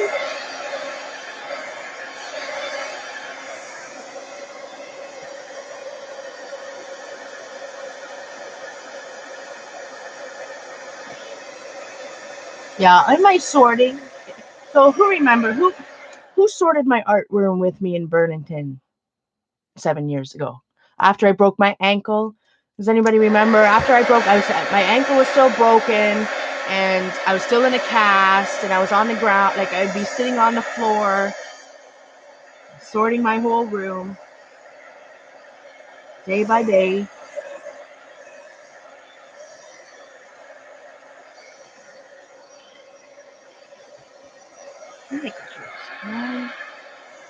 But then, during that time, like when I was sorting before, and it was fun. It was so fun to go through all the old stuff and whatever. But the sorting I've been doing, if you've been with me this past week, in the mornings live, I think I'm becoming a bit more. This time I'm more ruthless. Ruthless. I was just like with Shauna's help earlier, right? The Grumbacher paints. Am I ever going to use them? Are they junk? If they're I don't need it. If a pen is dried out, or if this is, like the craft paint I've had for 15 years, that yes, I could probably take a skewer and spend hours trying to mix them back up. Not doing it anymore. It's not worth it. It's not worth it. I like how that looks. So you can see a little bit of the stamp in the background. Now we have both colors. You can see the original white underneath. Definitely still see the dendritic texture.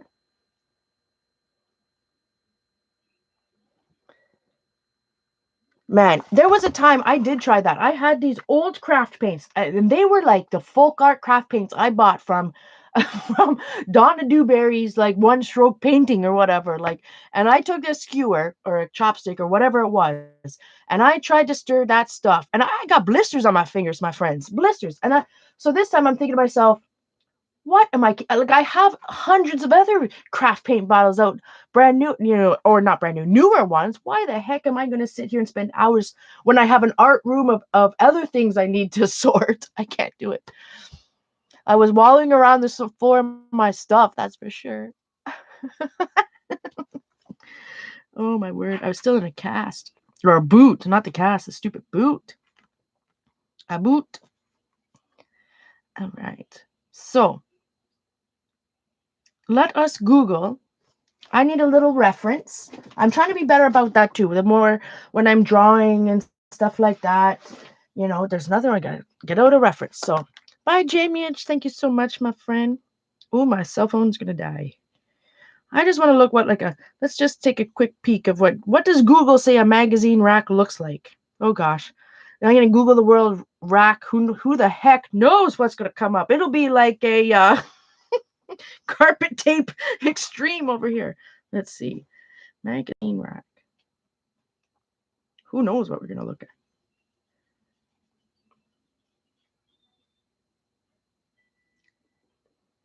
Hmm. This in my mind, I was thinking something more like this,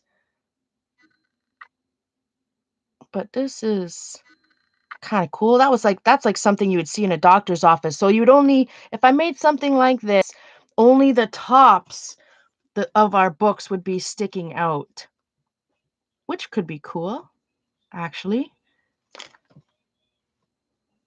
Let us see. What else, Google, are you telling me about magazine racks? Maybe I will create a little stand like that. You can buy that. It's a Cascade freestanding magazine rack from Amazon. How much does that bad boy cost? Not that I want one for my house. I like it would be kind of cool. It would just be the top parts would be peeking out. One of the old magazine racks, spinning racks like that. But I was envisioning the rack like at Barnes and Noble or Chapters where it's more you see the whole cover. That's right, Eileen. Where you see the whole cover of the magazine. Like these, I guess, are when I Googled it, are ones that you could have at home. Look at this! See, this is, you should not be, what? Oh, look at this, my friends. Look at that magazine rack. Oh, sweet loving goodness. It's only $2,136 from Fornasetti. Bring classic Fornasetti style to your home with this Panini magazine rack. Well, I love me some pen nibs and magazines, but sweet love and good $2,000. Oh my god! You know how many art supplies you can buy for $2,000? $2,000 for a magazine rack? What? What? Oh my goodness! Some people obviously have more money than they know what to do with. All right. Yes, this is what I was thinking in my head. Something like that, and so that they would show up on the shelves. All right, we're gonna get. I think I'm gonna work off another piece of paper. I like that other rack. I think we're gonna make one where they just kind of peeking out the top. Pocket rack. Googling can be dangerous, my friends. You end up finding these strange things. Strange things. All right. Got a piece of cardstock. Oh, I need to order some cardstock. Like I said, when I was cleaning my room the other day, the corner over there's dampness. I had to throw out 3 reams of cardstock from Staples because one of the edges was damp. We had water damage. 3 reams of my 90, 120, and black cardstock. So I am gonna have to.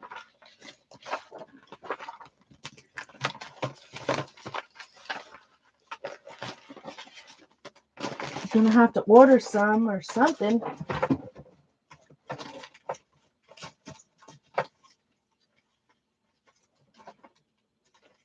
In the meantime, I'm just looking for a regular piece of paper up in this joint. A room full of junk, and I cannot find one sheet of paper. We're just gonna take it out of a Kenson mixed media book. Dun, dun, dun. Yeah, I keep saying. So I don't know about you guys. I don't know. I know there are some Animal Crossing players in the chat right now, but the KK Slider, he's in my town right now. Oh no, I missed my KK Slider concert at 6. I was sleeping. No, I missed it. Anyway, the music within Animal Crossing, I keep humming it. It's there's a ton of different songs, right? KK Slider, I think, which is the Animal Crossing guy. I think he had. Oh, the heck was that? I think he has like 100, 200 songs or 150. But every Saturday night he comes to your island and plays a concert. And on Saturday nights you have to between 6 and 7 he takes requests. So if you're an Animal Crossing player, this is I'm telling you guys. So anyways, KK Cider, he takes his requests and sorry, just reaching for something over here. And then after he plays the request, he'll give you that album that you hang on the wall. Or not hanging on the wall, you can add it to, depending if you already have if you've already added the music to your, if you already registered your music, you can then hang the album on the wall, or you get specific songs. Yeah, I'm sad, Ellie. I miss KK Slider. Oh no, that's not the right box. I thought that was an empty one they could steal a piece of paper out of. All my other cans in. Oh well, we'll rip one out of this one that didn't work out for me. All right, let's draw this magazine rack, shall we? Get out a pencil. So when we talk about, I just want to make sure I'm not making this ginormous thing that's going to like completely take over my page. I probably want this and this and all right. Just making sure that it's not going to be too big. I ripped off too much. That was bad news. Hey, Patty. Good to see you, my friend. That was bad news. Because then that's too low on that too. Try her again.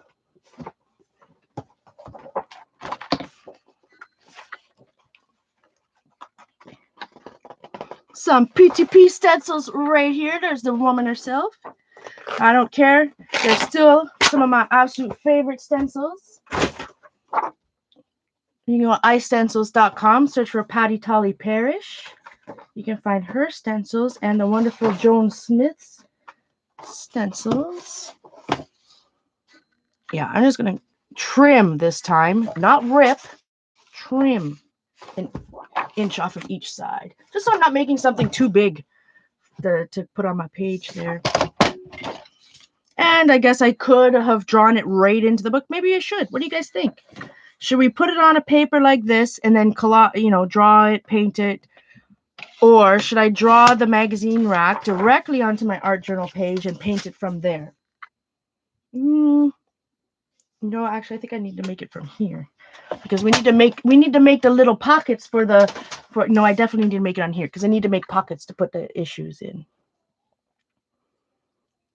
Patty, you have some new designs for me to rename? You don't like my arrows? Inside joke. All right. So happy to have you here, my friend. Okay. So I just got this over here. My phone is going to die. I need to get this going quick. I want it to be blue. Oh, yeah, my battery's dying right now.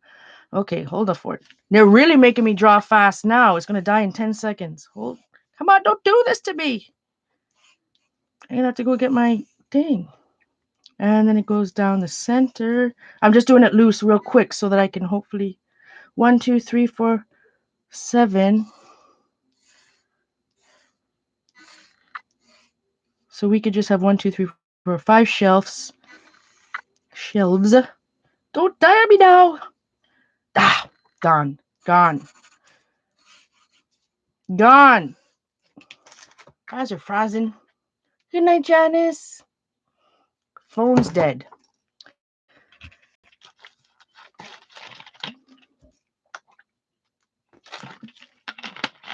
Phone is dead. All right. Anyways, I think what I'm going to do, something like this. It looked like that. But I guess we'll just be designing our own magazine rack. It was like this. And then this was a little shelf. Should we watercolor this? Nice little watercolor drawing.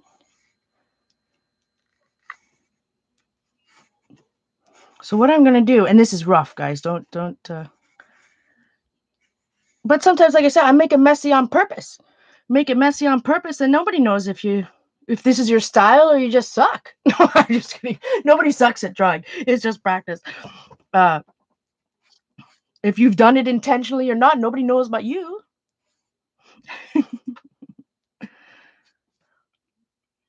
But yeah, I'm gonna make it wonky.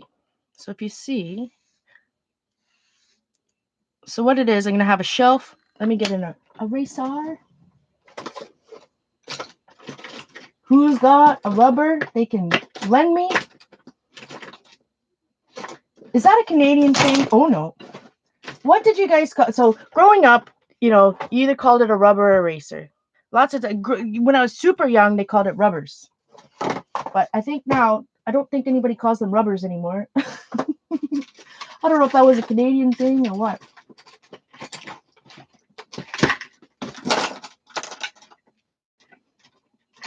And yes, I know what the other name, what another thing for rubbers is. So it's not, I don't need to be educated. All right, I can't find an eraser, so I'll just use the one that's on the end of my protecting my pokey tool. Oh no! All right. How not to use an eraser? Yeah, so we'll keep this one back on the pokey tool. Sweet love and goodness.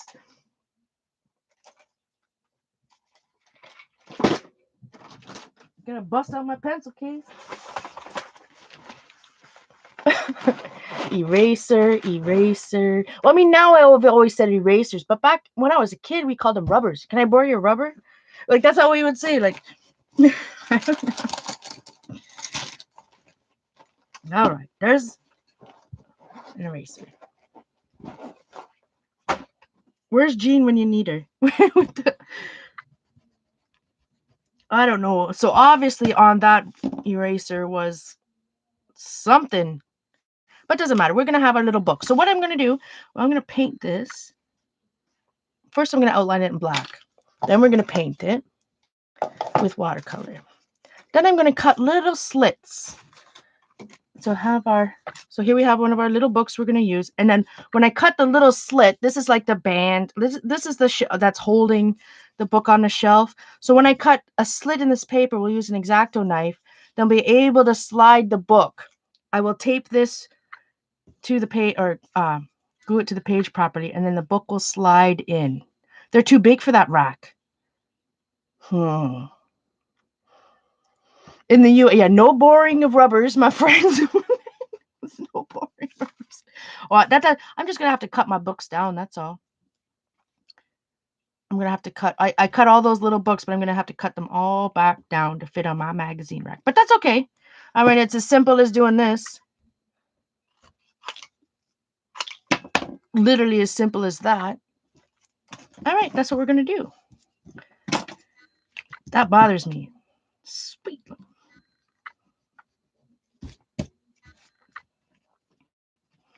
It's not coming off. So obviously that on that eraser had something bad on it. All right, so I'm going to, and I could bust out a ruler, draw these lines, but I think I want it to be a little bit more painterly looking, a little bit I like the hand drawn look. Yeah, I'll have to, a magazine will go over it exactly, Jane. All right, so I'm just going to, my hands are shaky. And I know that, like, when I've never had a steady hand, right? But I know the more I pick up a pen, the more I draw, the more I sketch again, the more I use my paintbrush, the less wonky my lettering and drawing will be. But hey, nothing wrong with wonky. This is a Uniball Vision Elite pen.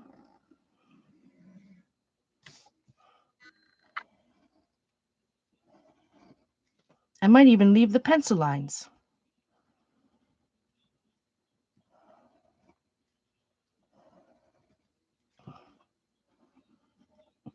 We are creating the essence of a magazine rack.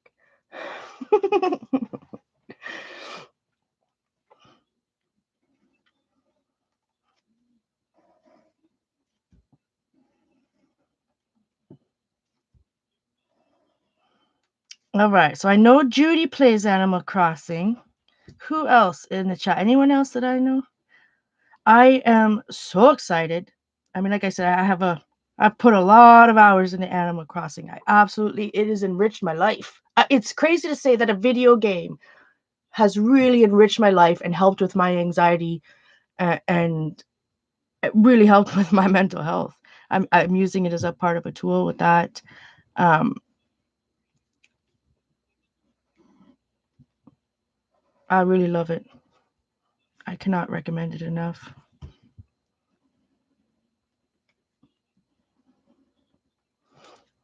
All right, we have a rack. I think I'll just make it a little bit more messy on purpose. And you can take as much time as you want out of this, my friends. Like, don't feel that because I'm doing it messy like this. Bust out the ruler. I'm sure Eileen can lend you one.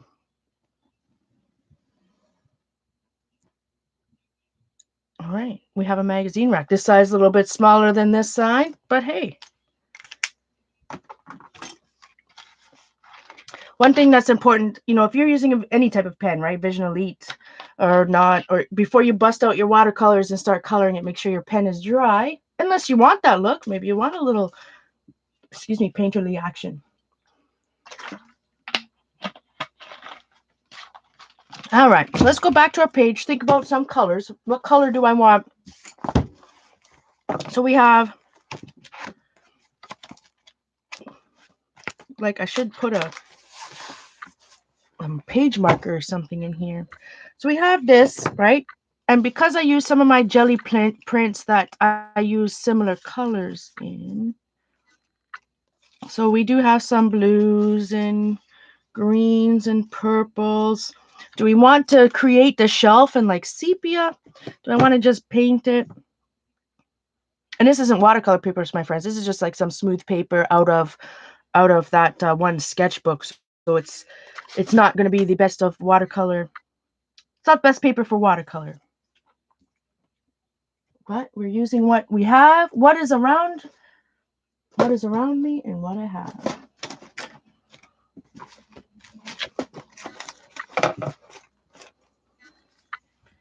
Jane's a wannabe Animal Crossing player. And like I said the other day, they announced, like, I saw an interview. Nintendo is saying that they are going to be updating the game for 3 years. So it is. Let me tell you, I have got my money's worth. I've got my money's worth of my Switch and Animal Crossing. Just tell you that. All right.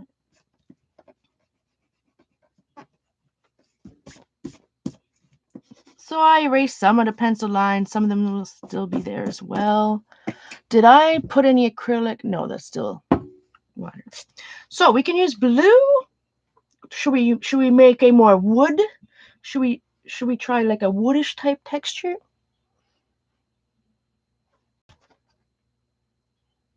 Black. Oh, I'm gonna color black. I'm gonna use some fancy black paint. Some not black, but hold the fort. Like one of the Daniel Smith. Let me find my swatch book to see which.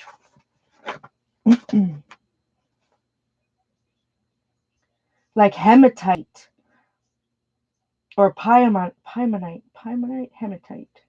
I'm going to use one of the Daniel Smith granulating colors.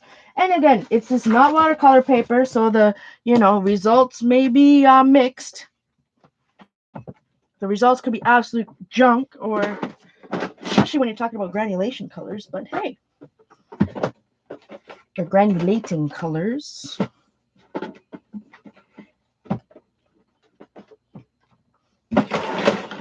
There it is.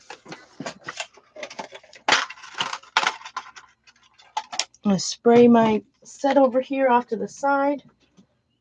And I'm going to use, one of them is like, I want to say one of these are Payne's Gray.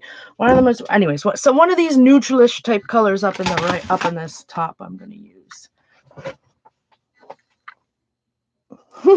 Thanks, Melody. What does it say? Animal Crossing. My children played Animal Crossing 15 or 20 years ago on the Nintendo. Exactly, Cynthia. I haven't played. And then back then, the last Nintendo I had, we were playing, if anybody remembers, like I had a Nintendo DS, I think 15 years ago, and I was playing, the last game I would play was Brain Games. Do you remember that? That was before like cell phone apps and y'all. So that Brain Game, you know what I mean? And it was like, but then I dropped it. I never played it. I didn't understand Animal Crossing then, right? I'm like, well, I don't understand. It's game played in real time or what? But I absolutely love it. All right. I'm just going to go with my Prince and Neptune 10. It's the one that's here right now. But everybody, if you want to see the most wonderful, wholesome video, brought tears to my eyes, search a video here on YouTube.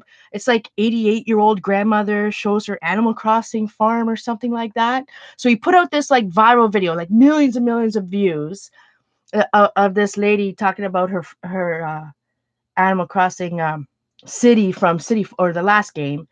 And then there's a new video that was like just posted a month and a half ago when the new one came out, where she's, the viewers of her channel, somebody bought her an Animal Crossing Switch, and oh, what a wholesome, most wonderful video.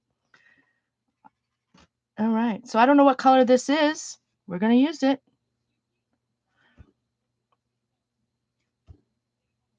It looks like it's, like I said, it's either like Payne's Gray. Man, this is a Prince and Neptune brush.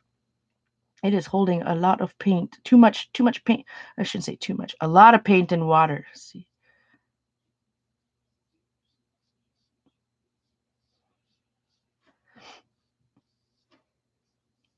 Not watercolor paper. It's already soaking right through. How not to use watercolors. Find the most expensive watercolors you own, one of your fancier brushes, and use it on the absolute cheapest paper you got going on. This brush is too big. But we are making,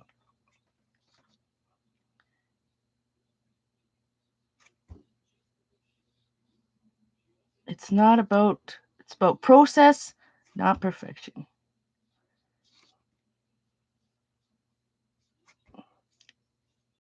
As long as people get the essence of a magazine rack that I've conveyed by. And even if they don't get the essence of a magazine rack, the title will tell them that it's a magazine rack. Yeah, the Professor Bane game melodies. That's exactly like that's how I understood, like, remembered Nintendo. And obviously I played a lot of Mario Kart or Tetris. I love me some Tetris.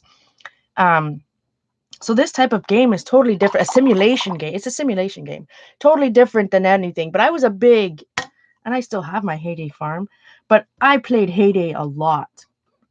And for me, it wasn't about just the decoration of the farm.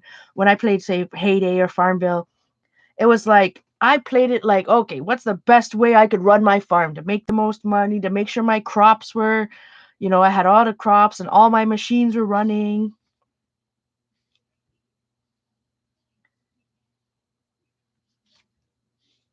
So for Animal Crossing, I mean, there's so many things you can do artistically wise, customize stuff, whatever. But I also like the mechanics of the actual building of the stuff, and I don't know, the more strategy of the game as well, not just. I had someone comment, if they're watching, they were like, "Oh, I didn't know it was playing in real time, so now I feel anxious because I've got to go water my flowers every day or they'll die." But no, they don't. They don't die. In Animal Crossing, if you don't water your flowers, they're not going to die. They just they won't reproduce. They won't reproduce. So when you water your flowers in Animal Crossing, you're watering so that, in hopes that they will spawn, or not spawn's not the right word for that they will reproduce, and you'll get some fancy newer colors or whatnot. But you don't ever have to water. Eventually, it'll rain on your island, and you'll get some new flowers. But if you don't water your flowers every day, they're not going to die in Animal Crossing. So I don't know what this color is. Maybe Jane's gray, or I don't know, neutral gray. I haven't found my that particular Midori that this is in. But see, it's like it's soaking, the water soaking right through the paper. This is not watercolor paper, my friends. We're just using what we have. What's around me with what we have.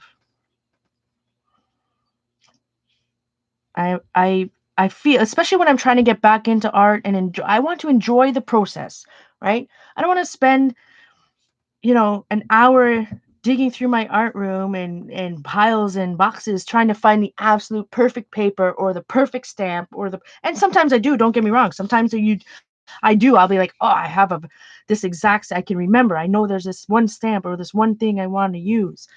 But as I'm trying to get back into art, doing art every day and, building it back into my life after not doing any for a year and a half or more, you know, to me, it's more important. The process is more important. Just the art, just the act of doing, moving my hand, dipping my paint, dipping my brush into paint. So if I'm causing anyone anxiety out there using a fancy brush and fancy paint on the absolute cheapest paper, I know this is not what it's supposed to look like, but we're using what we have. And then maybe if I like this page, maybe later on, if I like this page so much, there's nothing stopping me from going back and recreating it or doing something. Maybe I need to go back and actually sit on my couch with my watercolor journal and draw a magazine rack and paint it to try to make it a little less wonky than this one. All right, that is super. So we need some splots. I'm just going to, let's see, what color do I have going on? I'm going to add some blue to that.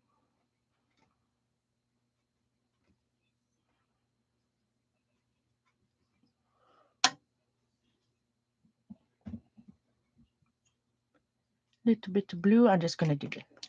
That's all. Few splots. All right.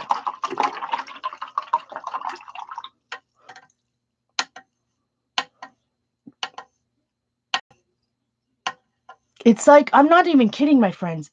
Farmville. I loved Farm. It's like Farmville on crack.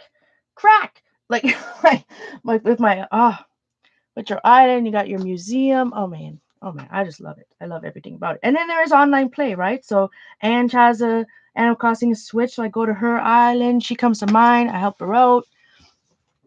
It's fun. Get to send mail. I'm not in the band club on Animal Crossing. It's not funny. Shouldn't laugh.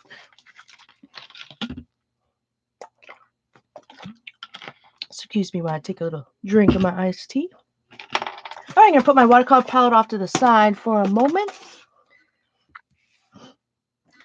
I love fishing, just the music, like I said, the game is kind of an illustrated game, right? Except for anything in nature. So like your rocks, the rocks, the bird, not bird, well, there's no, oh, there's the odd bird, but they're cartoons. Anyways, the rocks, the ocean, the butterfly, like any of the insects, fossils. Like when you go to a fossil museum in your museum, the fossils are not they aren't like character drawn. Like they look real. I don't, my switch is out in the side, but I just absolutely love it. Love it. Sorry. There is Animal Crossing for mobile, Ali. It's Pocket Camp. I haven't played Pocket Camp. I mean, I joined it. I had to sign up. I had to go through the tutorial so that I could get some special items to use on my island in the Animal Crossing New Horizons. But it's, yes, you can play. It's fun. It's similar, but if the real game is 90 Canadian or 69 US or whatever, like, I mean, it's a long game. It's going to be around for years. Like, but there's so much. I just love it. Always something new. It's teaching me patience. Not always that. It's not always about instant gratification.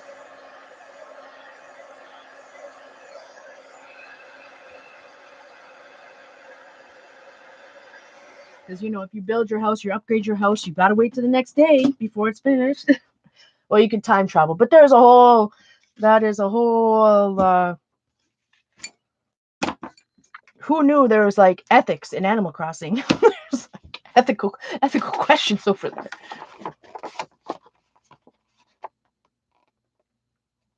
Welcome, Quilty. I love just the characters. I love talking to them. Oh man. Anyway, now we're gonna cut this out.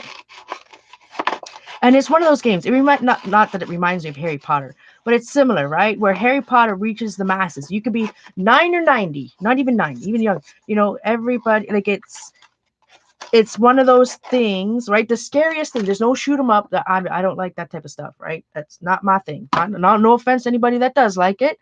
I do not want violence. It's not my thing. Not saying it. Other people like it. That's all good. But so the scariest thing in Animal Crossing is like the scorpions or tarantulas that run after you and bite you if you don't catch them. But that's it. It's such a wholesome game.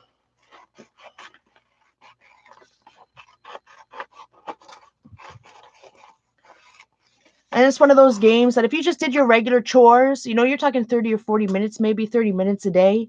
So you can put as much or as little time into it as you want, you know. But there's 400 characters. So like I said, I bought that and I bought the official guide. It says it's not supposed to be published, and I pre-ordered it. But I do have the sticker book, which is like, you know, it's more of an activity book that was made for kids, right? There's Mabel, label, and whatever. But I bought it more for reference, right? So if you're looking at label, Mabel, and Sable, label, Mabel, and the puns, if you are a pun fan, if you love puns, oh, love it. Anyway, so I'm using, you know, there's some stickers in here. But I use it more of a reference, right? So that I could draw that. I see what the shading is. I'm going to watercolor some of them.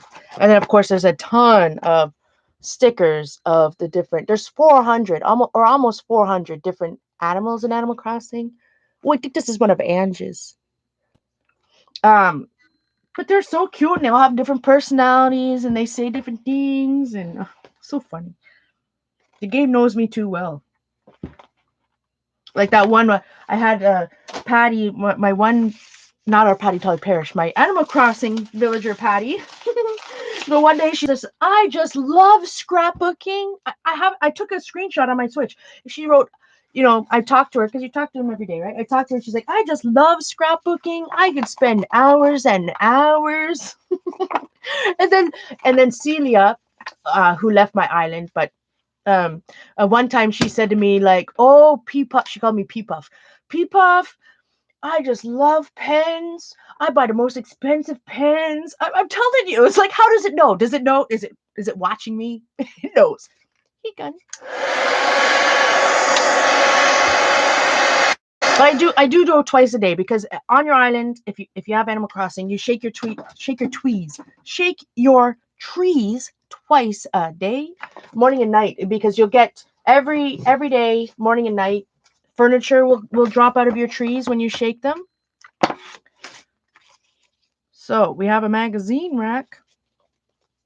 When you put it on there, it doesn't look like nothing. Now that was some grammar right there, my friends. It doesn't look like nothing. All right. Let's see. I have some tam paper here. Not tam, excuse me, Jan paper here. All right. It's not quite dry, but let me find. Now, if you were a cutting mat, where would you be? Cutting mat? Excuse me for a moment. I found the other day that Club Scrap one. So where did it go? I've got my old scrapbooks push pads. All right, I guess I just have to bust out the big one. My old Stampin' Up one. Might be dusty. We need to get a cork-backed metal ruler, and I need an X-Acto knife. Now that could be problems. Wait a moment.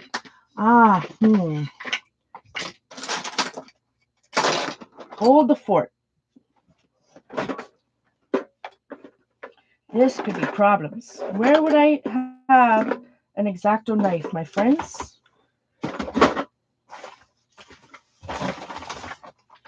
That was one thing. When I'm doing my sorting so far, I haven't really looked at any tools or whatnot. And the last time I would have used an X-Acto knife, well, here's one. Or this one. There they are. All right.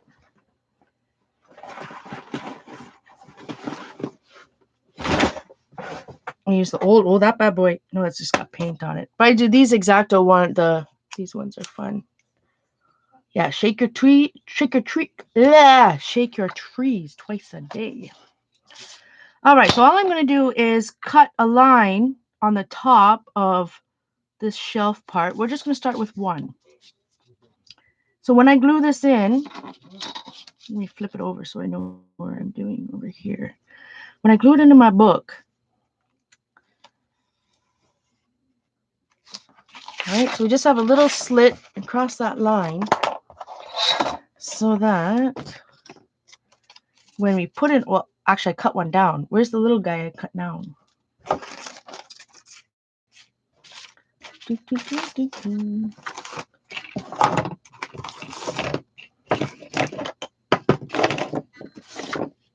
Some things never change, my friends. Here we are. I just had it right here. Oh, well, we'll just cut a new one.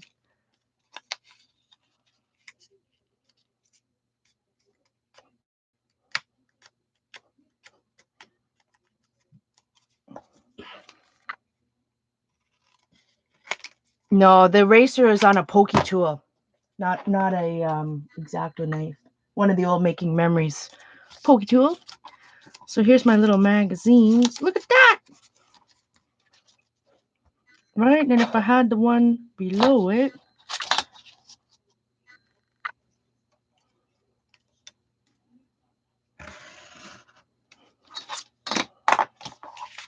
right, so we have that little guy, and then we can add, oh, I gotta cut these down.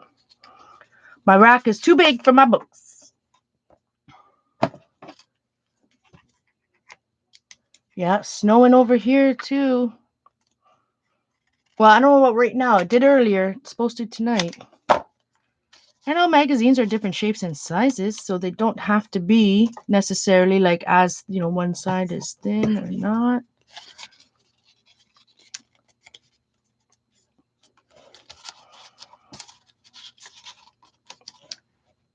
What do you think? Did they look like magazines? I guess if I stamped, let's see. I think we're just gonna, let's just title our first magazine, Yes. We are being positive. We are saying yes. Night, Caroline. What time is it? Oh, it's already 11? Yeah, we're gonna have to, man. Didn't even see what time. Well, see, I had that sleep. I won't even call it a nap. I had a sleep today between like 2 and 7 or whatnot. Good night, Patty. Wonderful to see you, my friend. Hope you and Dave are well out there. Think of you lots. And see pups. So I'm just gonna. I was just gonna say I'm just gonna type. I'm just gonna stamp. Yes. And these are just those little Studio G ones from Michaels. I don't know if there is a Yes magazine, so we better put 2 S's on Yes just in case. Just in case. And then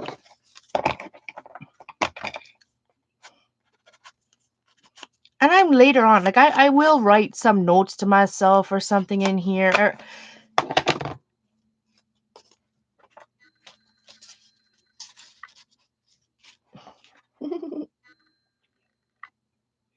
and surely if I wanted to spend hours, I could go and find the tiny collage pieces to, you know, decorate all these books. I mean, that's the fun thing about this type of stuff, my friends, or what I enjoy.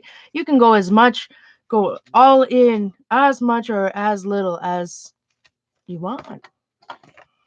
I like that.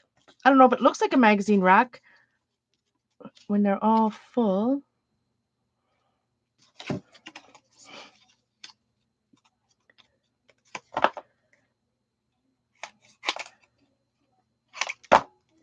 making my little. Then maybe you can put even like 3 in there. I think once I add the title, more issues than a magazine rack, people will get the they'll get the reference to what it's supposed to be. All right, and I keep that to the side. So cute. And then you can pull them out. Uh-oh, I ripped it. It went too far into that corner. See what that's.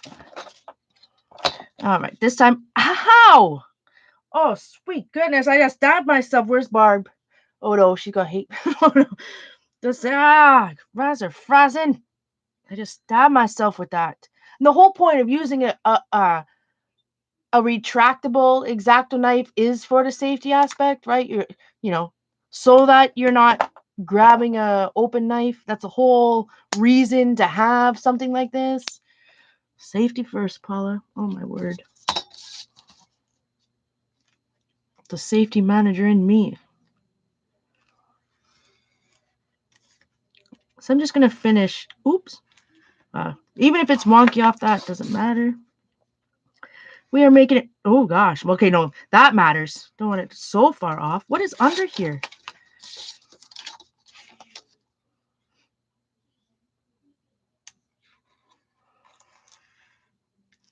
It's going to be glued in anyways across there and that, so I'm not too worried that that's ripped a little bit. I just want to make sure we have our openings and all of the ones.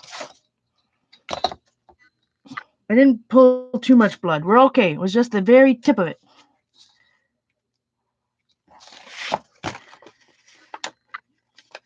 My X-Acto knife's not going through the paper because it's still a little damp.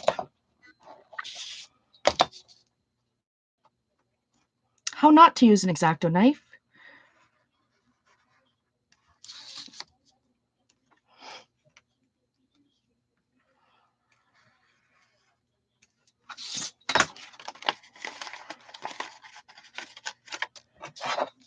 I'll be forcing myself to wear some cut-resistant gloves.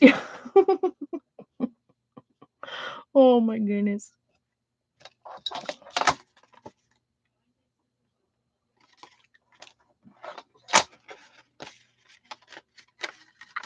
All right, I'm just looking at the back to see which one I've already cut. And I got some interesting emails today after. I do want to say that because I keep publicly stating I'm manic, right? You guys know I have bipolar 2 disorder. And right now, I do recognize symptoms of mania in myself, but don't worry, just because I don't say it out loud or on camera, I'll say it now.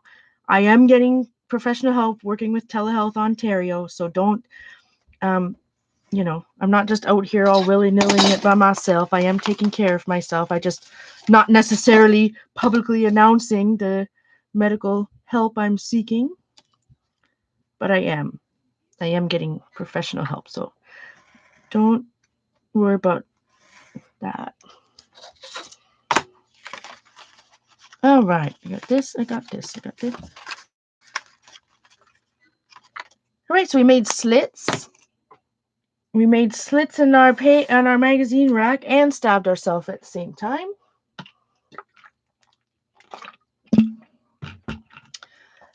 All right, so if I look at these little guys I got going on, we've got more pinks. I need some more layers, right? So before I glue that bad boy down, we need to add a few things. I don't know if I want to add some napkins.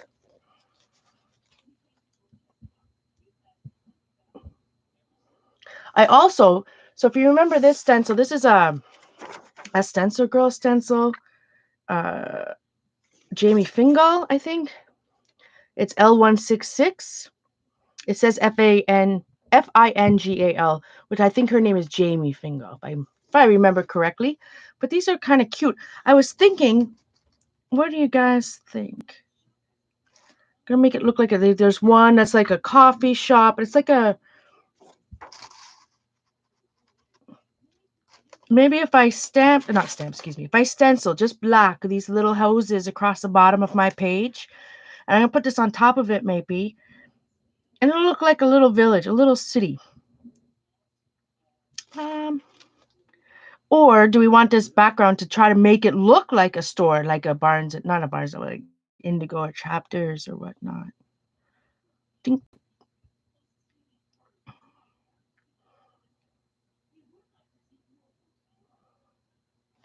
Why not? It's original. My original. I not original as in like the only person doing it, but it was the first thing that came to my mind. So I'm just gonna go with it. All right, we're gonna get our Mars Black.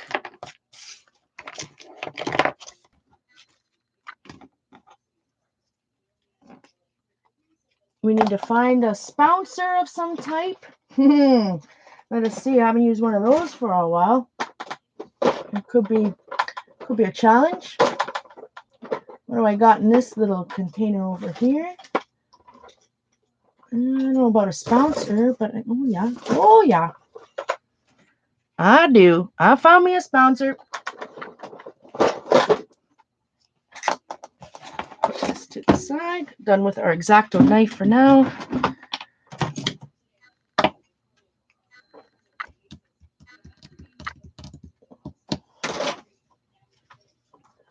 I think that then I don't think I know in this line that I believe it's Jamie Fingal. I don't know why Jamie's coming to my head, that name anyways, but I believe she has more than obviously I haven't used this yet, but I do believe she has a few in this series. I just like that when you see there's a coffee cup there, and that's where the magazine racks are in the bookstores near the Starbucks or coffee shop, whatever coffee shop you got going on in yours. Did I put black on that and then put my book right in it? Not yet, but that's something I do. Mars Black, Liquitex Basics here. I'm just, like I said, I just want to use up this paint because I have this in 4 8-ounce bottle tubes. Because Liquitex Basics, whether I'm art journaling or jelly plating, Liquitex Basics, as you guys know, is my favorite paint. Or the paint I use the most, that's for sure. So you can use a makeup wedge. You don't have to use a sponsor if you don't have one. You can find them at Michael's. I don't know if Amazon sells them or not. I haven't bought a sponsor in a long time. So I'm just going right up and down. You can take a quick sneaky peek over here, see what's happening. Looks good.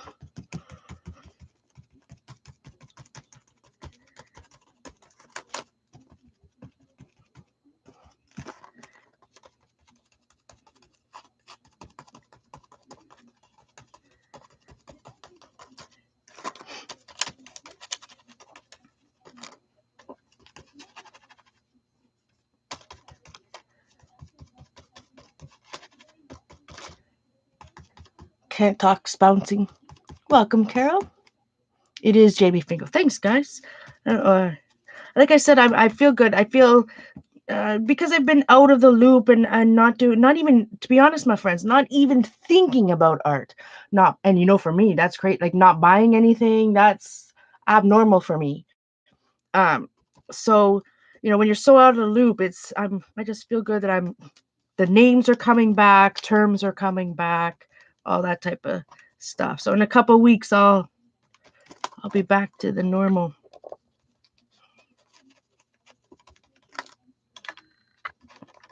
The more I do, the more I read, the more I think it's reminding me of everything, right? So jogging my memory. So I'm not making this perfect on purpose. Let's see what we got. I apologize. I wasn't looking up at all. I apologize if my camera was going crazy. Let's see. There's not much paint left on here. I just want to check if I can throw this over. Where's my brayer? Or a brayer?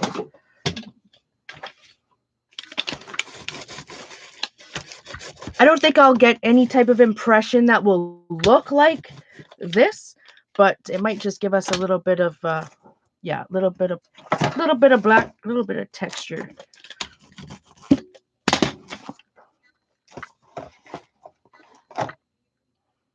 More just for visual interest than anything. All right. done. Thank you so much, Carolyn. I appreciate you being here.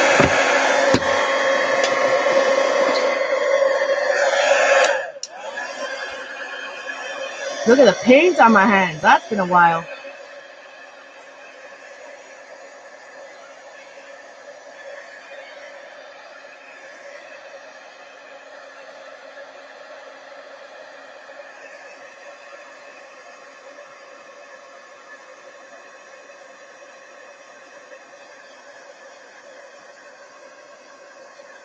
So I want to add some blue to this.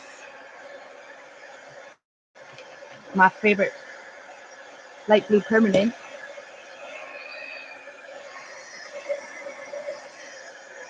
It's like in this particular scene, there's clotheslines. Like, I mean, it's a little wonky. It's a little muddy from where I stenciled it there, but they're like clothes hanging.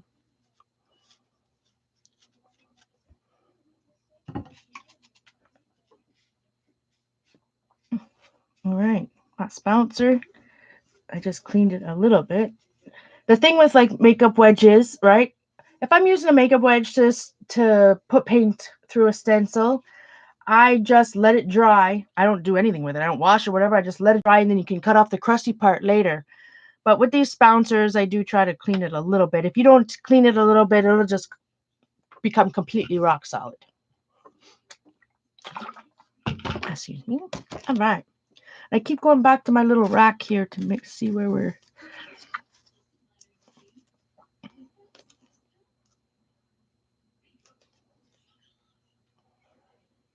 We need some blue.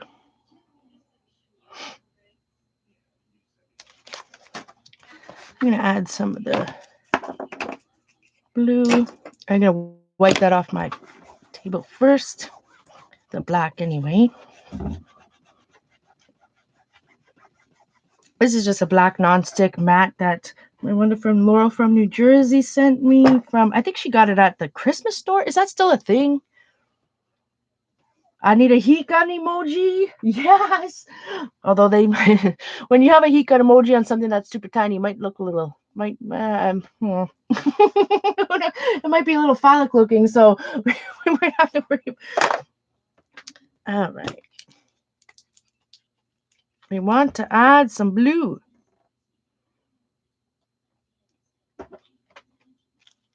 And then I'm going to glue down my magazine rack. I don't know why for some reason, I keep thinking I want to put it on the right side of the page, but maybe it would be better over on this side of the page. No, we're going to put her over here. Probably down here somewhere. Whew, sweating up a storm. I don't want it so hot. These hot lights. I like those windows. But magazines, they're kind of rectangle. They're more, so we're going to add a little bit more. Let us just see what stencil I can find. I want one that is a 9x12 or something. Let's just see. Well, you know what? I have these masks over here I haven't looked at in a while. This old book. I've got some masks that whoa, sweet goodness. Oh no, crap the lunch. Sorry guys. Oh my. Let us see. These are masks in this one. Oh, look at those tattered angel masks. Whew.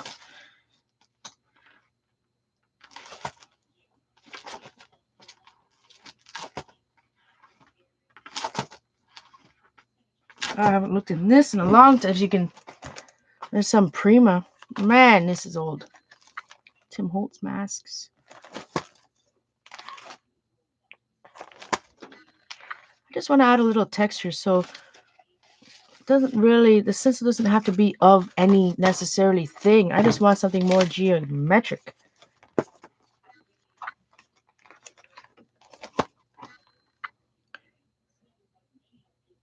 Oh, you know what? This is what we need. We need some type from some of these stencils. Yes, this is what we need. These are one of those old, oh, not old. You can get these at, I think I just bought it at Dollarama. I'm going to get a palette knife. I had one recently. I looked at it. This palette knife's not even a, so the thing about these stencils, though, is they're pretty thick, right? It's like, not pretty thick. They're thick. So if I push paint through this, we could have, well, I'm going to do it backwards. No, because then I can stamp it that way. Talking to myself. Thank you so much, Quilty. What was your name on Ustream, my friend? My apologies. Going back from Ustream to YouTube and all of that, you know, we were so used to, not just me, all of us, we're so used to Ustream names, and I'm probably talking to somebody I know and just don't recognize the name. My apologies. So look, how not to use a stencil. So what we're doing, there's nothing's going to go through a stencil that thick. What the heck was I thinking? So we're just going to use it as a stamp instead. Some things never change, my friends. Some things never change. Oops. Might not even be able to see an alphabet left on this now that I've done that. Which Cheryl, my friend? Welcome, Cheryl. Because I know we got Bridget and Cheryl in the chat. Our Cheryls and Sharons, and there's always a few. And Linda's.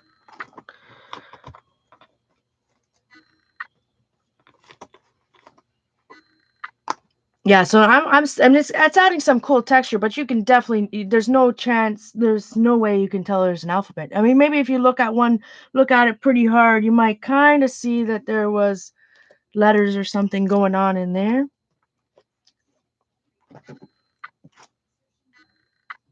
All right, we'll just clean that up.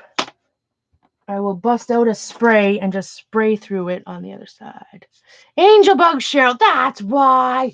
Oh, wonderful to see you, my friend. See, this is what's just gonna hard. We just need to, yeah, see, now everybody knows it's Angel Bug Cheryl. I'm so sorry. Like I was saying earlier, it's just that, you know, we spent so long on Ustream with different names in our YouTube, even though we kind of all started on YouTube and met on YouTube. We went over to Ustream, and then we all had different names, or not all, but some of us had different names, and then the confusion. Good night, Gail. Wonderful to see you, my friend. Stay safe yourself. All right, I'm gonna dry this a little bit. You know what I'm gonna use? I'm gonna go under the desk. And get me some old glimmer mists. See if they're not clogged up to high heaven.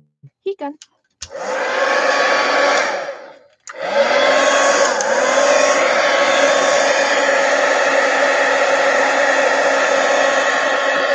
Yeah, Jane Morrison is LJ Cat Feather. Jane, Lucy Jane. Hard Chick is Josie. How is it over in Western Canada?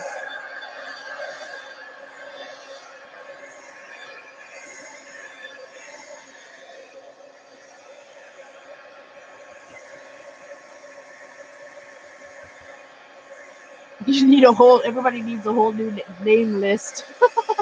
Yeah, Glenda is Goofmeister Glenda.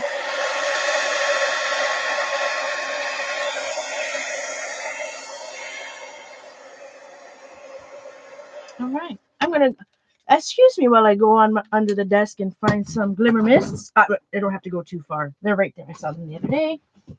I mean, behind me, I have all my distress stains and stuff, but I don't know. I saw the glimmer mist the other day, or the moon shadow mist, or whatever I pick up out of here as I cause a craft a lunch. Let's see. What do we got? This is what we're going to use. Whatever I picked up first, This happens to be an old. Ow, no. I just hit my ankle off that thing. This is an old Starburst spray from Lindy Stamp's gang. This is Azure Sea Asters Moonglow. Love me some Lindy Stamp gang. Don't know if they still sell this color. I'm sure the bottle doesn't look like this anymore, but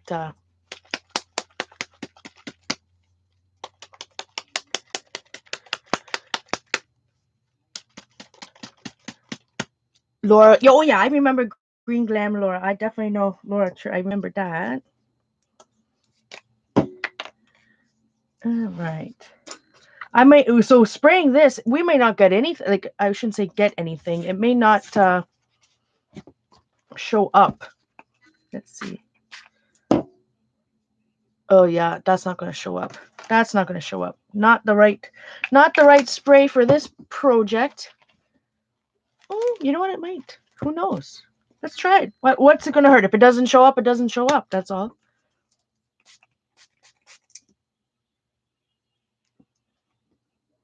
What do you see, my friends? All I see is glimmer. A whole lot of nothing. So there'll be some glimmer on my page, and that's about it. All right, wiping it on my pants. Wiped it off on my pants. That's terrible. This time I will reach down and find a glimmer mist that's actually a color that will show up. Oh no!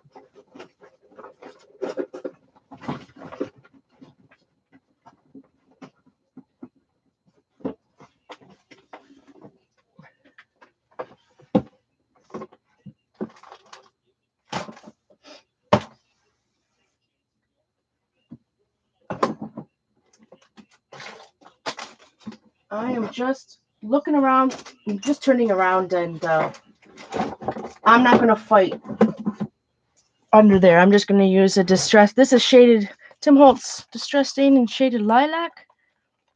Let's see if we can get some, which still might also be too light. Let's see. Aha!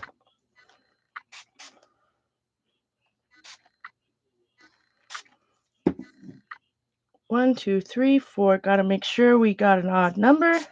We have an odd number. Sweet loving goodness is my grammar. Bad news. It's got a little thing. I'm going to put this off to the side. Oh, there's my little guy. He was underneath my art journal. And we're just going to take my leftover journal, if I can see it, or a leftover journal. We'll just use this one. This one I made from Lush bags. There's so much inky goodness. Uh-oh. Oh, no. Oh, no. My book's on top of my computer typing in the chat. Hold the fort.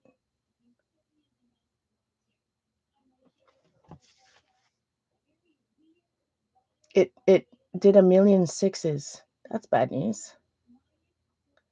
It won't even let me, like a lot. 400 characters? It won't even let you type 400 characters in the chat.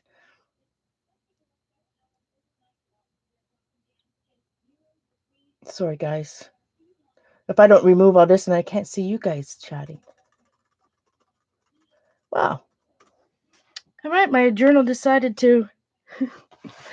All right, I'm just going to leave that stencil in this one, put it under something a little bit heavy. All right, let's get out a heat gun. It's about that time I need to ink that edge.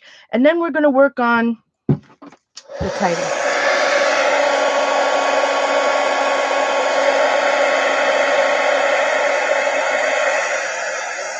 So I have I should say options aren't the right word. Yeah, I guess they're options. In my head, I was thinking, can you guys hear me over my heat gun? I forget. I mean, I know it used to, I know it drowned out the sound before, like the heat gun before, and you were able to hear me over it, but what is it like right now? Can you hear what I'm saying if I'm talking like this normally? I love this. This feels good, my friends. This feels really good. Thank you so much for everyone being here. I truly appreciate it.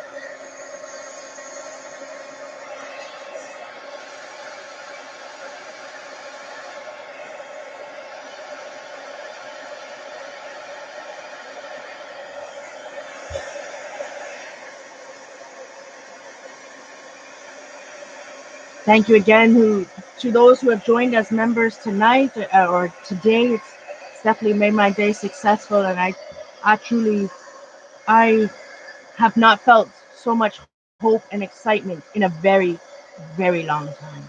Very, very long years and years. So, so now it's just about taking this and continuing the momentum, getting the right professional help.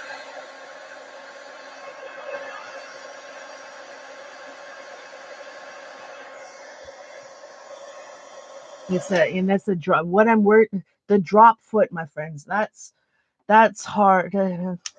Even more than my obviously my mental is super, super, super, super important. But what my this drop foot thing that's happening to me right now is more concerning, I think, than anything. But it's, during this time, it's hard. You can't go to the hospital necessarily and get a CAT scan, right? To see if there's, or some type of test to see if it's, is it just some type of pinched nerve causing my drop foot, or is there something more serious in my nervous system causing my legs from the knee down to be numb? So, but it's hard because I lose my balance. I've got to be super careful, right? So drop foot, I cannot put any pressure on my heel at all, right? If I'm walking, walking on the top of the balls of my feet, and I'm not steady on my feet anymore. If I got to be really careful. If I'm standing up, I can't step back. If I step back, I lose my balance because like I said, my feet are numb. Something isn't right, my friend. I just hope all uh, all I'm hoping is that it's because of my bony butt. I've lost so much weight. I have such a bony butt that I've somehow been sitting on my butt too long, and I don't know. I don't know. I don't know. Anyway, that's all we can do is work with telehealth and move forward. All right, so I've got some spray there. You can see a little bit of the Tim Holtz spray. So we got a lot going on. I'm gonna ink the edges. Which pad? Not my newest pad. And this is back something I've been doing for 20 years from my scrapbooking days. I've just always liked to ink the edges. It's a messier type look. It's not for everybody, but it's just something, to me it frames it. I just see like it just helps me see a finished page.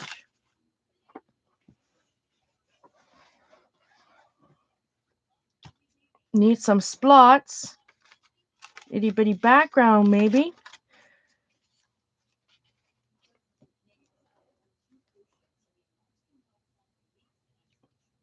Doesn't really go with it, but we're going to go with it anyways, whether we think it goes with it or not. We're going to work through the uglies and move it. All right, so over here, oh, that Tim Holtz spray was not completely dry. Excuse me while I get not a paper shop towel.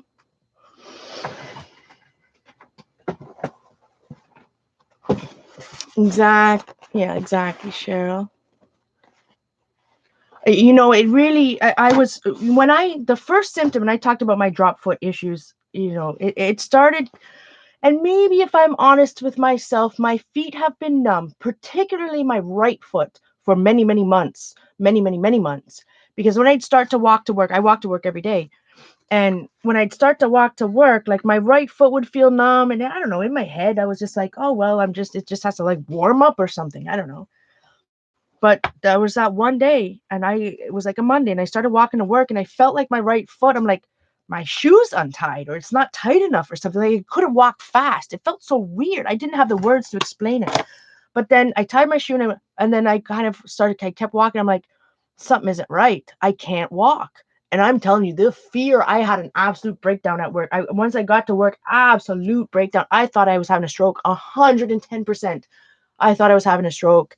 I don't think that's the problem now. And like I said, once I did the research, I went home that night, and made sure everything was okay, whatever. And I started looking at what I was feeling. And when I Googled, and I don't Google, no, don't be Google doctoring, my friends, or anything. But when I Googled drop foot, or somehow drop foot came out, and it was those are the exact symptoms that I have. And drop foot is just, I should say just, it's not just. Drop foot is a symptom of something, of a different problem, right? So, and it's my right leg and right foot, and I'm very, very unstable, and I can't move fast. So for me, it's hard because it's like I can't walk fast, because when I walk, I'm like the drop foot, you're dragging that foot, right? I can't put pressure on my heel. Like when you normally walk, right? You go heel toe, heel toe. But with my right foot, I can't put pressure on my heel. It just won't. I don't know how to explain it. It's not. I try to, but it won't. And so, anyways, I need to go see a neurologist. Hopefully soon. Hopefully within the next month, and they'll be opening some stuff up again, and I can figure out. Obviously, what I have is not an emergency. Like I'm not having a stroke. It's something I have to deal with. Don't get me wrong, right? But I'm just hoping. I have a pinched nerve, and it's not like something more serious that drop foot could be caused by a lot of things, super serious things. So, anyways, I am working on all of that. Don't worry. Even though I don't say it out loud that I'm whatnot, that doesn't mean I'm not getting professional help. All right. More issues than a magazine rack. 6. More issues than a magazine. All right. That's all I'm gonna do. I think what I'm not all. Sometimes if I'm making a title, I'll stamp it right on the page itself. But with this page, right, we're going to use the Amy Tangerine, or I'm going to use the Amy Tangerine. These are older ones from American Crafts, this particular stamp set. So I could, like in black, stamp more issues than a magazine rack. But I think what I'm going to do is stamp it like each and cut out each word more issues than a magazine. I think because the background is busy, and I'm going to add, we need some itty bitty backgrounds or some type of like word texture. Oh, you know what? Instead of itty bitty backgrounds, I'm just going to get one moment.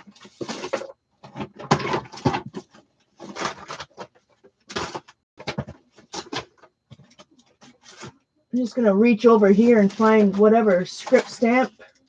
Oh, here's one. We'll use this. First stamp I reached for.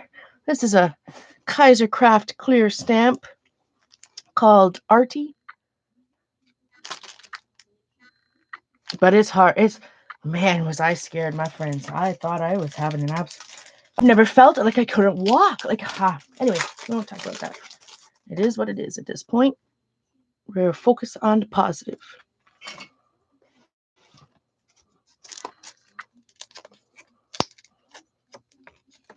Yeah, I walk to work every day. I've always walked. I mean, that's part of the reason why I took that job, because I could walk, down the road. It was only 10 minutes, not even 10-minute walk.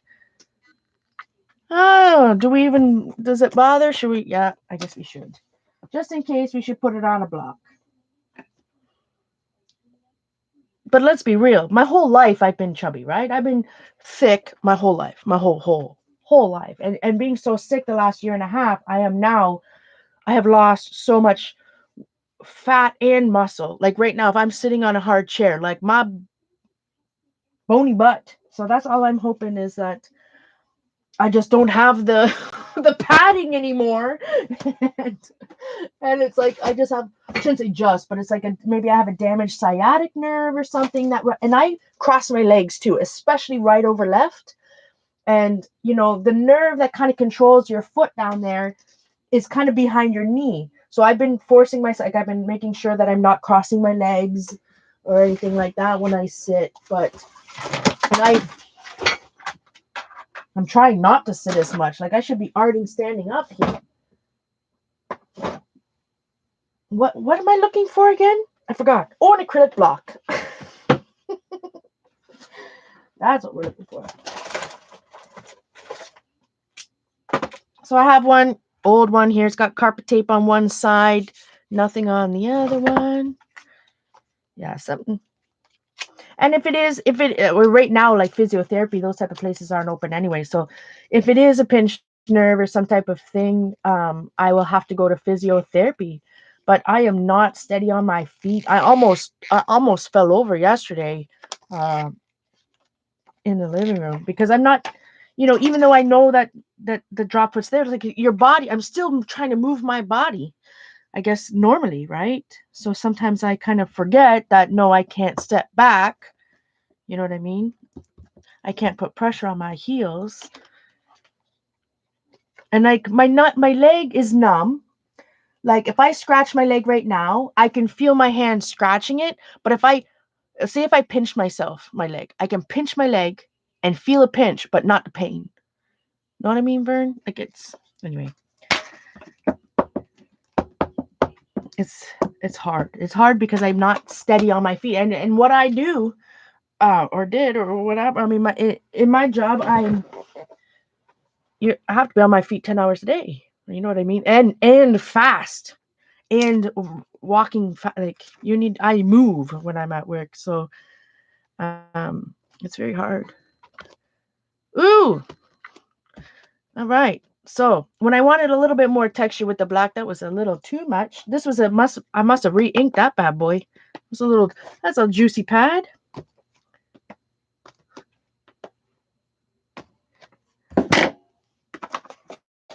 And you guys know with my art style, with what I do, the more layers, the messier the page, the messier my mind. That's a stamp I haven't used in a while. All right. So I'm going to put this off to the side. I'm going to draw some boxes and we're going to create the title. I'm just going to use that same paper out of this old sketchbook that's not working for what I want it to do. So I'm just going to use the paper out of it. Sorry, my apologies if that was loud. And we're just going to stamp. Should I stamp in black? The page has got some, or should we do some archival cobalt? The page has got pink, green. I think I'm going to use cobalt. Why not? Well, the thing when you're stamping alphabets, and I know this, but I apologize if I'm triggering anybody. The last thing I do is spend time alphabetizing my stamps.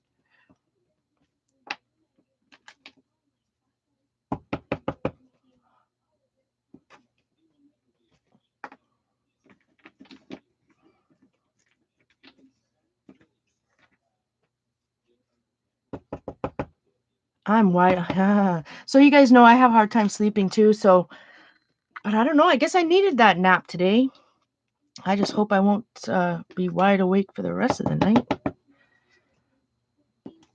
Time is it? Simon wants to. Oh, it's almost midnight. He wants to order pizza. One moment. Simon, are you just gonna order pizza or you want to wait? I'm gonna probably be a half hour. Simon, hello. Not there. I'm talking to myself. It's not quite there. I guess he's not that hungry. I don't know where he is. All right, back to this.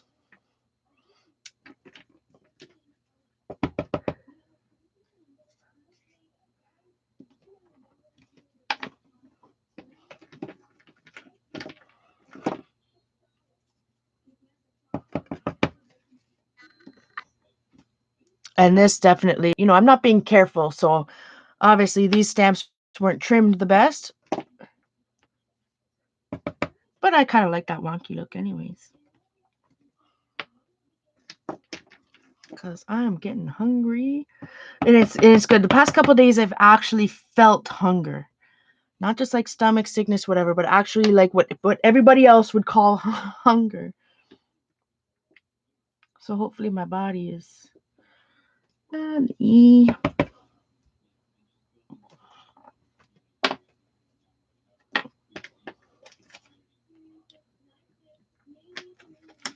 And yes. Well, I still live outside Toronto, still in the GTA area in Whitby here. So they be open till 1 or 2 in the morning. They're probably like right now it's midnight, right now, quarter to midnight. He should be ordering right now. There's not that much. Don't get me wrong. There aren't that many options anymore. But pizza will be open.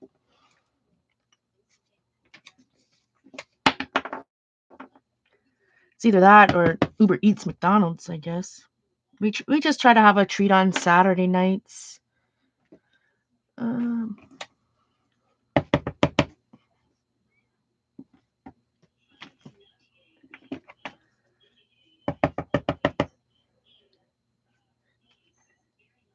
it is progress. Just feeling hunger is absolutely, Jane. It's true. It's a positive step for my body, because that means,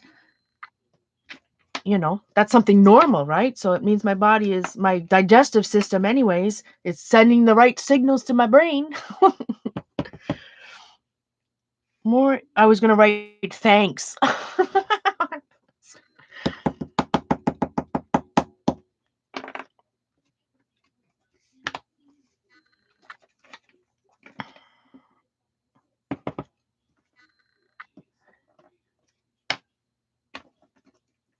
So next Saturday, again, the more I do this and get back into the system, system's not the right word, get back into arting and streaming, I will get faster.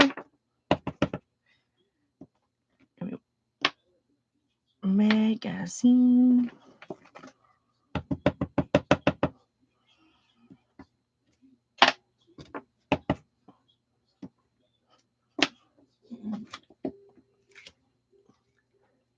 Where is the Z? Q. Z. Of course, never E.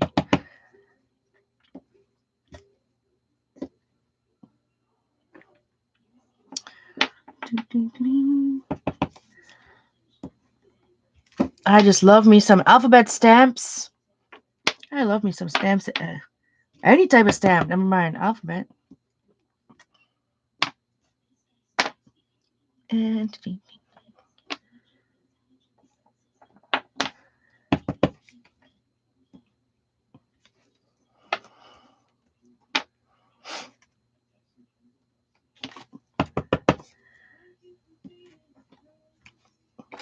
R-A.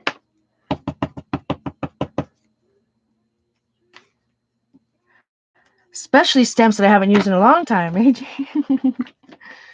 or if ever. I use these stamps before, maybe not every letter of the alphabet, but. And if you were more careful, here's one thing. I used to trim stamps. Where are my scissors? If this bothers you, if you have a stamp set and, you're getting that ghosting on it because it's not quite trimmed properly, I always see how I can take my scissors, and these are older ones. Like I used to always have two pairs of the Fiskars ergonomic scissors, one that I only ever trimmed rubber with, rubber stamps to keep them sharp, and then the other ones for paper and whatnot. But usually, see how I keep my scissors on the side. You could just clip off. I just clip. You can trim off the edge there, because that's what's getting it right. The ink. So if I could just trim off and take this, trim it like that.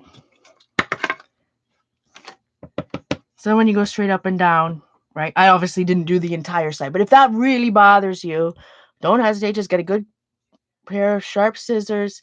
Keep your scissors on an angle and just trim off those pieces.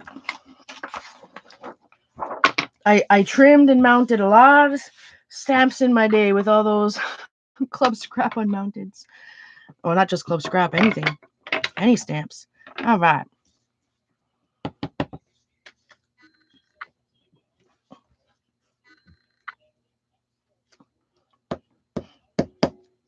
This is done, so I can put these back in.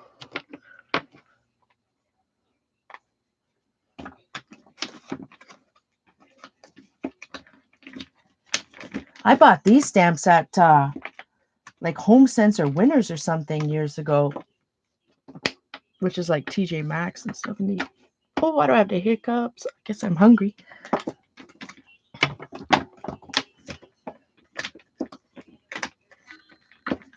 There's got to be a better way to store this. You guys know I don't have one close to me, but I remember going to, when I was in Minnesota, in Minneapolis.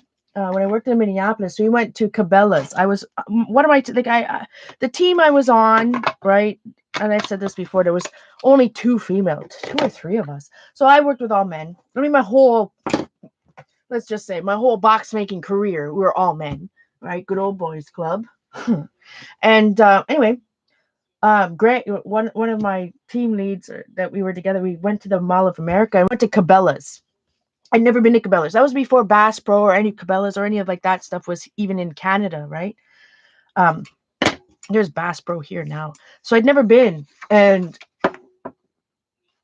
that was his thing. He went to Archivers with me in the Mall of America, so I had to go to Cabela's with him. But I bought a ammunition.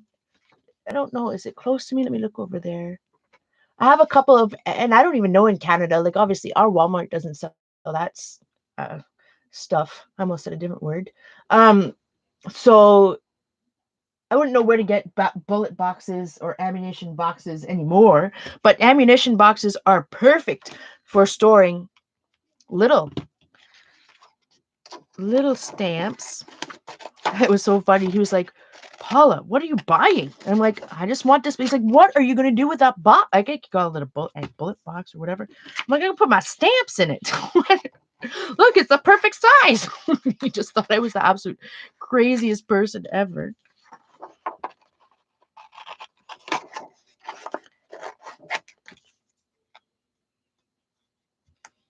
It was a fun experience in that store though, because there is Bass Pro here in Canada now, but at that time there wasn't. So to go see, you know how they have it set up with like the water and all that. That store, like how the store is set up, is cool to have. Like it's an experience. You know where I would want to visit again? During my work travels, I was able to go to Massachusetts, Boston. We had to go to Boston to Anheuser-Busch to sort some boxes, and on the way, because you know we had to go. It was me and another supervisor, and we had to sort some boxes for Anheuser-Busch. It was cheaper for us to go there to sort boxes than bring the shipment back and fix it. So, but I made him. We went to the Yankee Candle like flagship store, the big store. I don't want to call it a warehouse. It wasn't a warehouse, but it was a big Yankee Candle place. It wasn't in Boston, I don't think, or I don't know if it's in Massachusetts. I can't forget. But I remember going there on the way, and how the Yankee Candle, that store was set up in all different rooms, right? It was amazing. That's another place I'd like to see again. It was so fun. They even had like a Christmas room in it. It was all decorated all up, and it was like, so cool.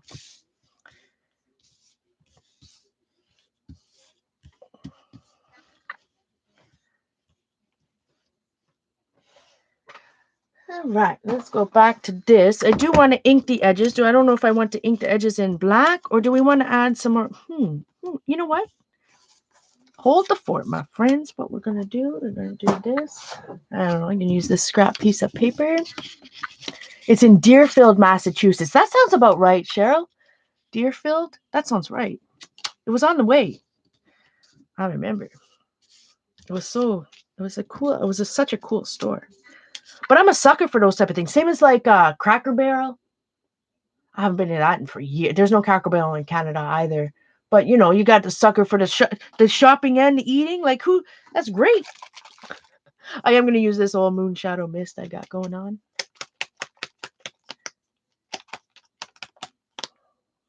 Yeah, I just found. I shouldn't say just found. I have a special box here, plastic bin. So that was a little of the moon shadow mist.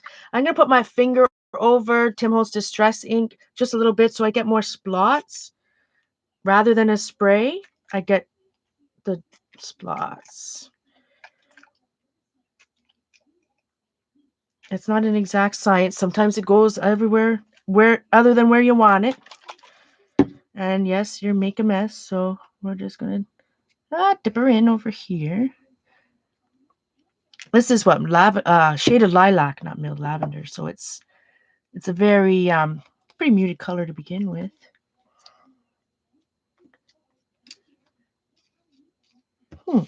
So I'm thinking about I might want to ink those edges.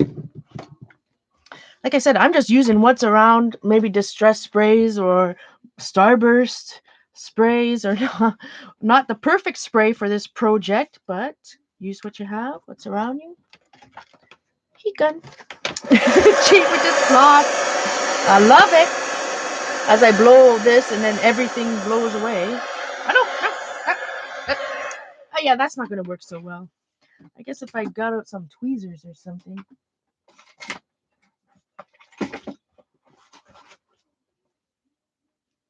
All right. We're going to glue that in. So we've got more issues. And a magazine rack. We're going to glue our rack in.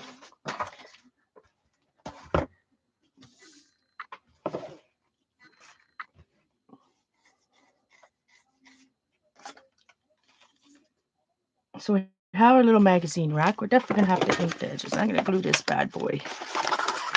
It's going to be harder to stay. I have to glue it in a certain way that I will not glue down, you know, the little pockets I've made.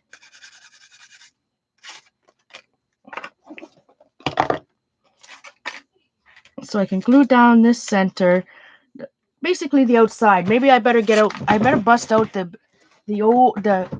something I haven't used in forever, score tape or something. Something that if I use score tape, I can put it exactly down the middle, like the size of it. So excuse me while I get some behind me here.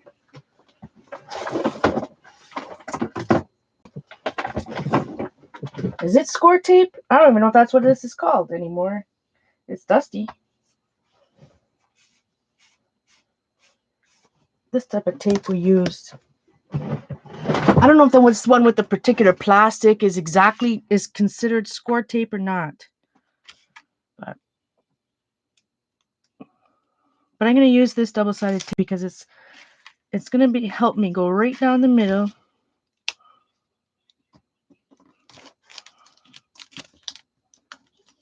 And this is thick stuff, my friends.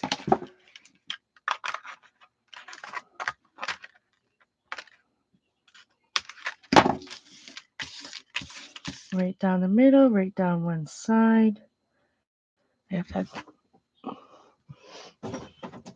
Simon? Simon? Simon? Where is he? Like I heard him talking, now he's gone again. This nonstick mat. Welcome, Crystal. This nonstick mat, my wonderful friend Laurel sent it to me. I believe she bought it at the Christmas. Is it called the Christmas store?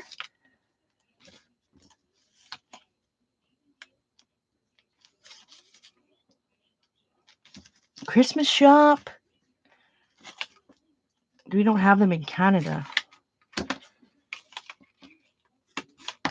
I don't know if they still sell them. That was a few years ago. Somebody in chat, you can probably help. So we're making the most absolute wonkiest bookshelf ever. But heck, I'm pretty wonky myself. Speaking of which, I need to put this pillow under my butt. I'm already starting to feel some numbness. Christmas tree shop. Thank you so much. The Christmas tree shop she got it at. But it was a few years ago. So it's a silicone mat, right? Like we use for baking. Hey, Dawn, welcome. The Christmas tree shops are still in Michigan, so.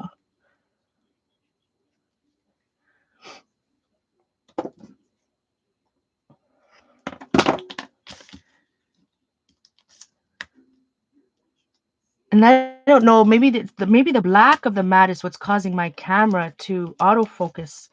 Has it? I actually, to be honest, I haven't been looking at my screen too much tonight, so I don't know how much it's been focusing, if it's been autofocusing or not. Thank you so much for being here, Don. I appreciate it. Thank you for everyone being here tonight.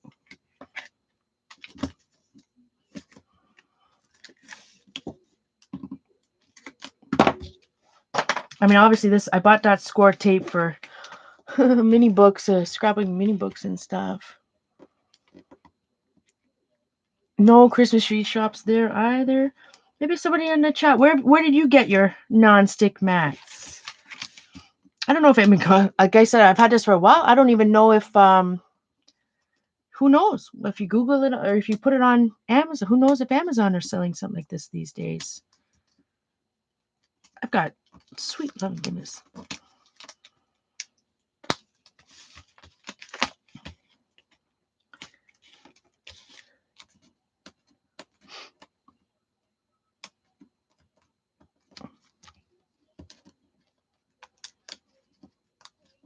Yes, we all need a distraction. And you know, during the quarantine time, it's a perfect time to use all the 20 years of art supplies I've got stored up. Oh my. Jane, you buy yours for by the foot? This non-stick silicone mat. Really? All right. So we got our magazine rack that looks like a not really a magazine rack, but I might later on be able to add some things, maybe some shading, give it some dimension so it pops off the page. I'll add some collage.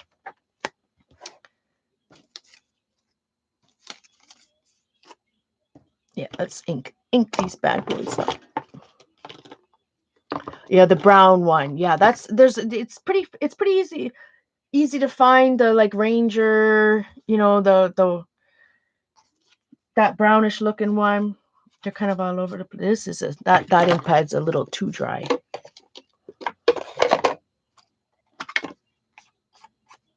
But I shall find out. I shall ask the art communities to see if we can find where we can get the black ones.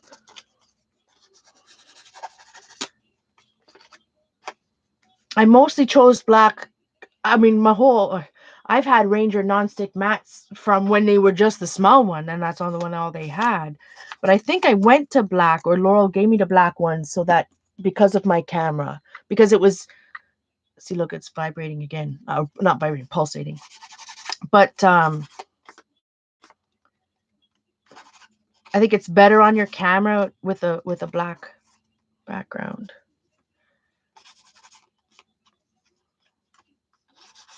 If I wasn't streaming live, it wouldn't matter to me. I would have the regular. I'd probably still have the regular old one.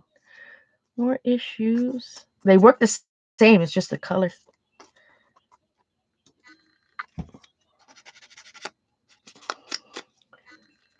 You can't order from the Christmas tree shop online. Well,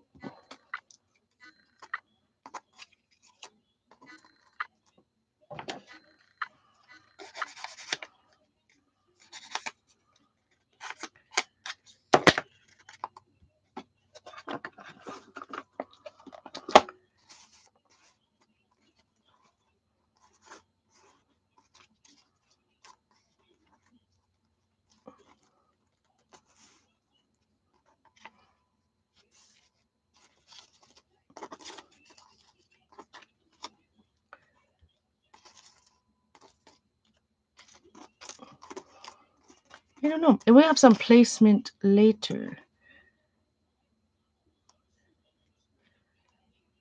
We're about placement later. So what I got? Where's my little books?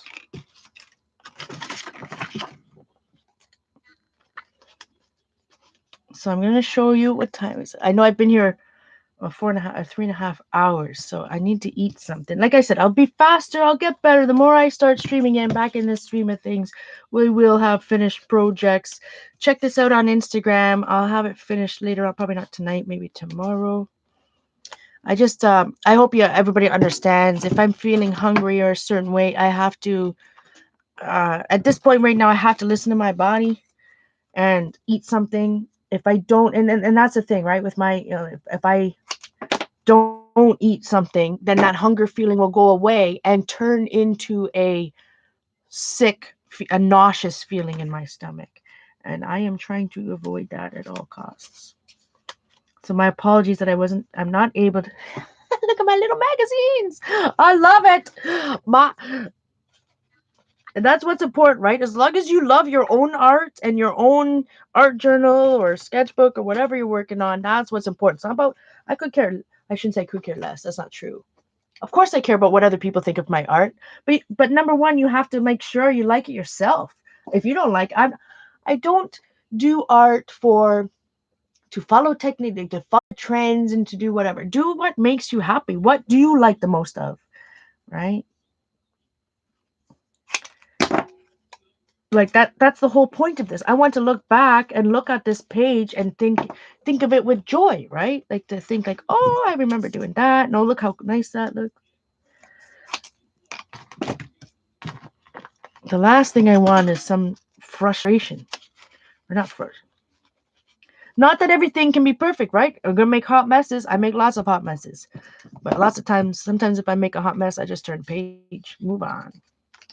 Look at my little magazines. So I do. I want to spend some time. I'm gonna put some time into this page. I do want to. I'm gonna spend some time. Maybe I'll draw little something, a little. You can find. I'll get out a magazine, get a little collage, a little picture on here to make it really look like these are magazines. So thank you so much, my friends, for putting up with me and my more issues in a magazine rack over here. Thank you so much to those of you who have joined the Journal Artista Nation. The Hot Mess Art Gang is what we're going to start calling. Thank you so much to Jamie for the name or thinking of the name years ago. I truly appreciate everybody. Again, I know. I've already gotten emails. I know. The join button is different. Um, it's different, but it's where I'm going to go. There's millions of people on YouTube. If you don't like the fact that I have a join button, that's fine, my friends. I don't, you don't need to say goodbye. I don't need an email. And how dare I be selling out? Enough's enough. There's a billion people on YouTube, right? If you want I'm trying to get fired up because, of course, you want to get whatever, right? But I don't be needing no emails saying how. If you don't like the fact that I've monetized my channel and I have a join button and that I am taking my community, whoever wants to watch me, and that doesn't mean that's necessarily my community from 10 years ago and the same people and whatever and blah blah blah, and don't twist my words. I'm gonna get fired up. Don't be twisting my words, right? I started streaming 10 years ago. I'm not ever saying that I'm the catalyst of this stream or this group or whatever. I don't know how you found us or this or me or whatever. I'm not, none of that matters. None of that. I mean, it all matters. Don't get me wrong. This is, you know, um, whether you watched me 10 years ago, whether you whether you've watched other people in the past 5 years since I've stopped streaming. Um, when I talk about my community, right, it's on the Journal Artista channel here. I'm not saying that the friends in the box are my community, right? I'll, I'm really upset about this. The way people, and I'm not going to say who sent emails or what was said, and I'm not even tell some of my closest people, but I've had more than one now, right? This, if you do not want to support my channel for $2.99, I'm not asking anybody to do it. I'm not asking anybody if you've watched me for 1 day, 1 year, it doesn't matter, right? How do I say this without saying whatever? Just because I've chose to, hmm, hmm. This isn't my, hmm. How do I say this without saying I was not happy with the email I got today? Let's just say, however you found this group, right? Whether it was 10 years ago with me on Ustream or in the last 5 years when I've been away. When I say my group and my community, I'm not saying that I'm getting fired up because this really upsets me. Don't come at me just because I have not streamed for the past 5 years, that I've dealt with my own personal demons and mental issues and whatever, right? Don't come at me and say I don't deserve or a join button or talk about my community. And you know who I'm talking to. I'm not going to answer that email or those emails and that message I got today. If you think that, if anybody, and I'm not just talking to this person or these people that have sent me messages, if if this is upsetting to you, that because I haven't streamed in so long, and I throw out a join button in this community, right? And people think that somebody else might deserve it more than I do. Go nuts, my friends. Everybody has a channel. Do your own channel. All right? I've never said that this was my community. We all found each other different ways. I started my channel, Journal Artista, 10 years ago. And when I streamed on Ustream, right?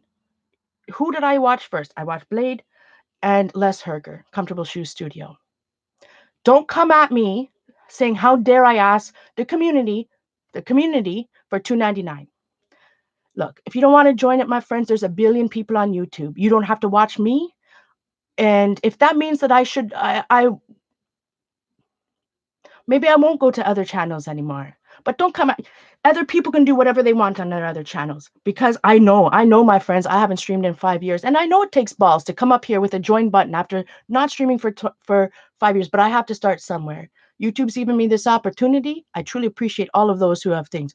But and this is the end of the video, so most people won't see this anyways and hear what my rant is. But if I use the words my community, I'm not saying that the friends in the box or other channels, and we don't have to call it any name or whatever, right? I'm restarting the Journal Artista community. Whatever happened on Ustream or how I streamed 10 years ago or 5 years ago or whatever's going on, it doesn't matter. This is a new start for me over here. So when I talk about community and memberships, this is what this is. All right. Now, I know a lot of people found me first. I'm not in that fight, my friends. If you don't like it, don't watch me. I'm not here for competition. If you don't like that I have a join button, add one to your own. Add one to who you want to support. Go support somebody else. I'm not asking you to be here. I'm not forcing anybody to have the join button. But don't take away my joy and say, how dare I say this is my community after not being here for 5 years. On my Journal Artista channel, this is my community. Sorry. If you don't want to be here over here, I'm not promoting myself on anybody else's live streams, right? I don't. I never have. Never, ever, ever, ever, ever have. Ever. I promote other people on my live streams. So, if you don't like my join button, go nuts, my friends. It's because I've been gone for a long time, right? And the art group has moved on. Don't get upset because I say it's my community. I'm not talking about what's on Ustream and who continued to stream past this. And I love those people that did. It's not about them, because it's not them. I'm sure the people that other streamers aren't the ones that feel this way.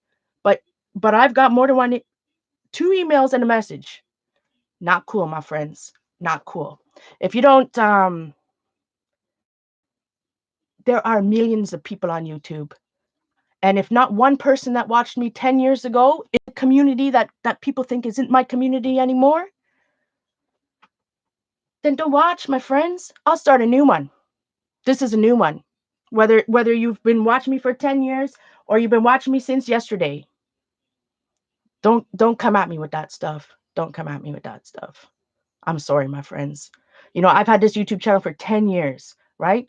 I didn't ask YouTube for it. YouTube gave me the option for a join button, and I'm taking every opportunity to better my life, to better my mental health, and to finally stop sabotaging and reach my goals. That's it, my friends. I just said it out loud. I will not call to task some of the actual names. One person was anonymous. Thanks. Thanks. Other channels, if you have the option, go do it yourselves as well, my friends. But when I say that my community, I'm not talking about a community or the Ustream, how I guess I upset somebody the way I said it earlier, right? I've never said this was my community. We all found each other, but in different ways. All I can say is that I was the one who started Journal Artista. I started streaming on Ustream, and my point was the community that I had on Stencil Saturdays and Woodless Wednesdays and that type of thing. The Journal Artista community, the people that follow me, that's what I mean, right? So when I say I want the community back that I had from Ustream, I'm not saying the specific people, although you're welcome. I'm not saying other people, right? Doesn't matter. I hope you understand what I'm trying to say, right? I am not in a competition with anybody whatsoever. If you don't want to watch me, don't watch. And if that means I have to back away from other streams so that people don't think I'm in their stream trying to promote my own channel to make money, this is what the thing is, my friends. What would this person that emailed me got me right worked up? You know why? Because maybe would you rather me stay at a minimum wage job? Is this what happened? Right? Should I be at a minimum wage job? Is that what's best? Maybe because I'm not allowed to stream or call it a community or my community on Journal Artista because I haven't streamed in 3 years. Kiss my ass, my friends. If you got, I'm telling you that those two people got me right worked up. How dare? I try to ignore it. I've had a good night. I've had a good night. And I know let me step this back. And everybody, if you've been in the community, you know the other channels I'm talking about. And I know it's not them. It's not them that emailed me. It's not a streamer that has messaged me, right? It's never streamers that message you. It's all the people in the background. If you don't like it, if you don't like that I call this my community, go start one yourself. Go find one yourself. I'm not talking about any other streamer, just what's on Journal Artista right now. And again, if you don't want to be a member, you don't have to, my friends. I'm just happy that you're here. I'm just happy that you're here. But YouTube offered me this opportunity to build a community again, that like the one I had on Ustream, where we could all chat and have fun and laughs and good times in the chat. Good times in the chat. But I'm really upset about this, my friends. Somebody actually wrote to me, how dare you say that this is your community? Well, first of all, you weren't freaking around 10 years ago when I first started streaming, number one. So don't talk to me about that. But man, I need a vent. I'm fired up about that. How dare they? How dare they? You want to know the history of the channel? I'm not talking about anything. If I start fresh right now, my friends, I post to YouTube. I'm not in anybody else's streams or chats promoting myself. Ever. Ever. Ever. I will and I don't. You'll never see me post my own links or talk about whatever. And I even try not to. If somebody asks me in another chat, right? I don't promote myself. I don't say whatever, I try to, of course, if I answer questions or thank people or whatnot, right? But man, I'm fired up about this. And I apologize to the streamers. I know it's not you guys. I'm sure it's not, I'm not going to call it names, but I know it's not those people that are the ones that are saying it. You know what I mean? It's just other people who think, because they've been here for 5 years and haven't seen or don't know me, right? And now those Ustream videos are all gone. I never said these people on chat, this is my computer. This is my art channel, my friends. Right? Journal Artista, whether you watch me on Ustream, that's what I'm talking about. Right now, this channel. Not about the Friends in the Box community or the whole community. I'm not saying that this is my community or whatever. But man, if you fire me back up, I will start saying it's my community and I'm taking it back. How about that? How about that? How about them apples? How about that for Manic? Damn right, this is my community and I'm taking it back. If you don't like it, if you don't want to be on the crazy train, there's the door. No, all jokes aside, my friends, and that's the thing with drama, and it's never from the top. It's never from the actual people. It's all the people in between, underneath, that want to cause the drama and cause the stuff in between people. But man, I deserve this join button. I've had a YouTube channel for 10 years. Because I haven't posted a lot in 3 years, doesn't matter. I deserve it. Whether, I've self-sabotaged my whole life. You guys have heard me say this, right? I am not going to let some Yahoo, I'll say it, and I know they're watching, because of course they watch. They don't have the balls to come say it in my chat and say it to my face, right? You're going to send me an anonymous message. Come say it to my face. You don't have to be here. So I know it doesn't come from the streamers that come. If people don't like me, you don't know me, you don't know that I'm new, whatever. On the Journal Artista, where we are right now, this is my community on right here on this channel. What you think happened in the last 10 years, the last 5 or whatever. It's not my business. I'm not even gonna. It doesn't matter how any of us found each other, and that's what I've never. And this is why I get worked up, my friends, is because if you know me and my channel, I've always been. I do nothing. I love my friends. I love the products they sell, their art channels, their, and not just my friends and everything. I promote like hell. Excuse my language. A lot of people because I care, because I genuinely love their stuff, their stats, anything that's going on. But don't. It's $2.99, my friends. It's not worth causing a rift in this community. Don't try to put me down or call me this or that because I'm asked that I have a join button for $2.99. I'm not begging anybody to join. This button, this is something new. Of course, it's new in the community, and I knew I might get some type of feedback or something coming back from this, but I've never asked anybody for money or anything. So, like, you know what? If you don't want to join, just don't join. Just don't join. But I don't need some email saying, how dare I say that this is my community. Well, on my Journal Artista channel, my friends, this is my community. And if that means, if I got to step back and not go to anybody else's channel, then I won't and just focus on my own. And if somebody wants to see me, then come here. But I will not entertain those type of emails anymore or whatever. I mean, it is what it is. And I've said this 100 times. I've said this a million times. If I have one person watching or a million watching, I'm just as happy. I'm so glad that you guys are here. I am just as happy that you guys are here, whether you are a member or not, right? The membership button is just a tool for me to use to better interact with my community, because they call it a community tab, for crying out loud. I guess that's the thing. I called it the wrong thing. How dare I say this is my community? Yeah. Don't watch. Don't watch, my friends. That's all. There's a million other people. If I don't get the same people that watched me 10 years ago watch me now, that's fine. People move on. There's different things in life. There's a billion other people to watch. Billion other people to watch. Yeah, keep hitting the thumbs down. Bring, the fun thing about the thumbs down, and I know it's those same people not watching. Bring it, my friends. The way YouTube works now, it doesn't matter. It's interaction. Whether the interaction is good or bad, it's still interaction. It's still interaction. So you can thumbs it down all they want. And again, let me say, I know that the streamers, this is not coming from the people that actually stream, right? This is coming from people, I guess, that maybe don't know me. I don't. It doesn't matter. It doesn't matter. I've said my piece. I'll get off my soapbox now. I'll get off my soapbox. My apologies if I've upset anybody by having a join button. This is my future. I have to focus on what's best for me, best for my art channel.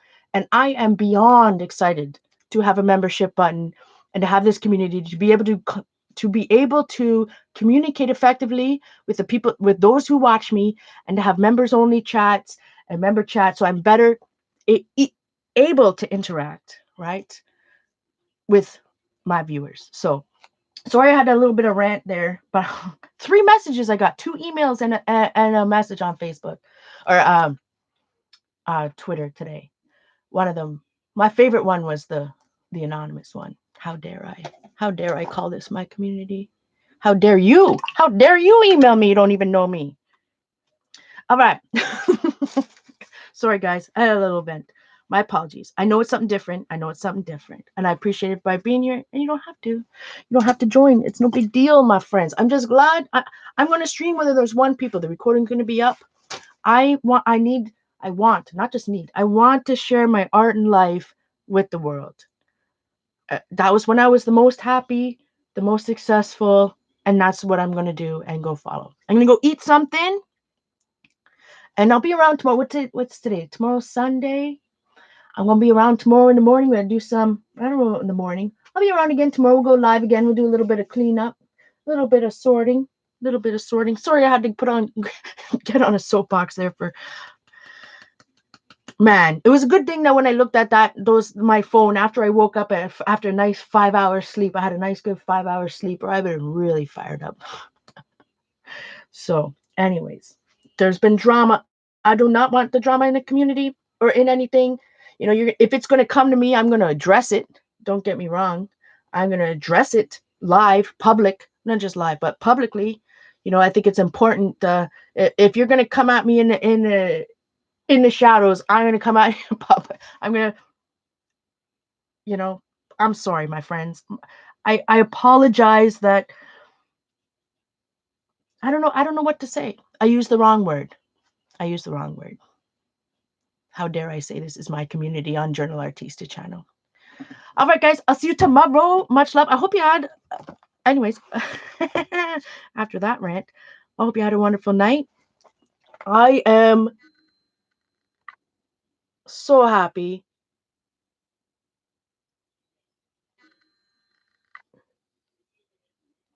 with how it turned out. I've got to work on my rack a little bit more. I'm going to put something down here so it doesn't look like it's floating in the midair, all that good stuff. So I'll see you everybody tomorrow. We'll do a little bit of cleaning again. Who knows? Maybe a little bit of cleaning, a little bit of art. Thank you again for being here. Stencil Saturday is back for good. It felt so good to stream tonight, my friends. I even felt like just the way I'm explaining things and everything, I'm feeling good. I'm feeling I'm getting back into it. I'm able to art and think and read chat and explain what I'm doing. All of that type of thing is going to come back with practice again. So the more I stream, the more art, the better it's going to go. So again, thank you so much, everyone, for being here. I love you all. Thank you so much. See you soon.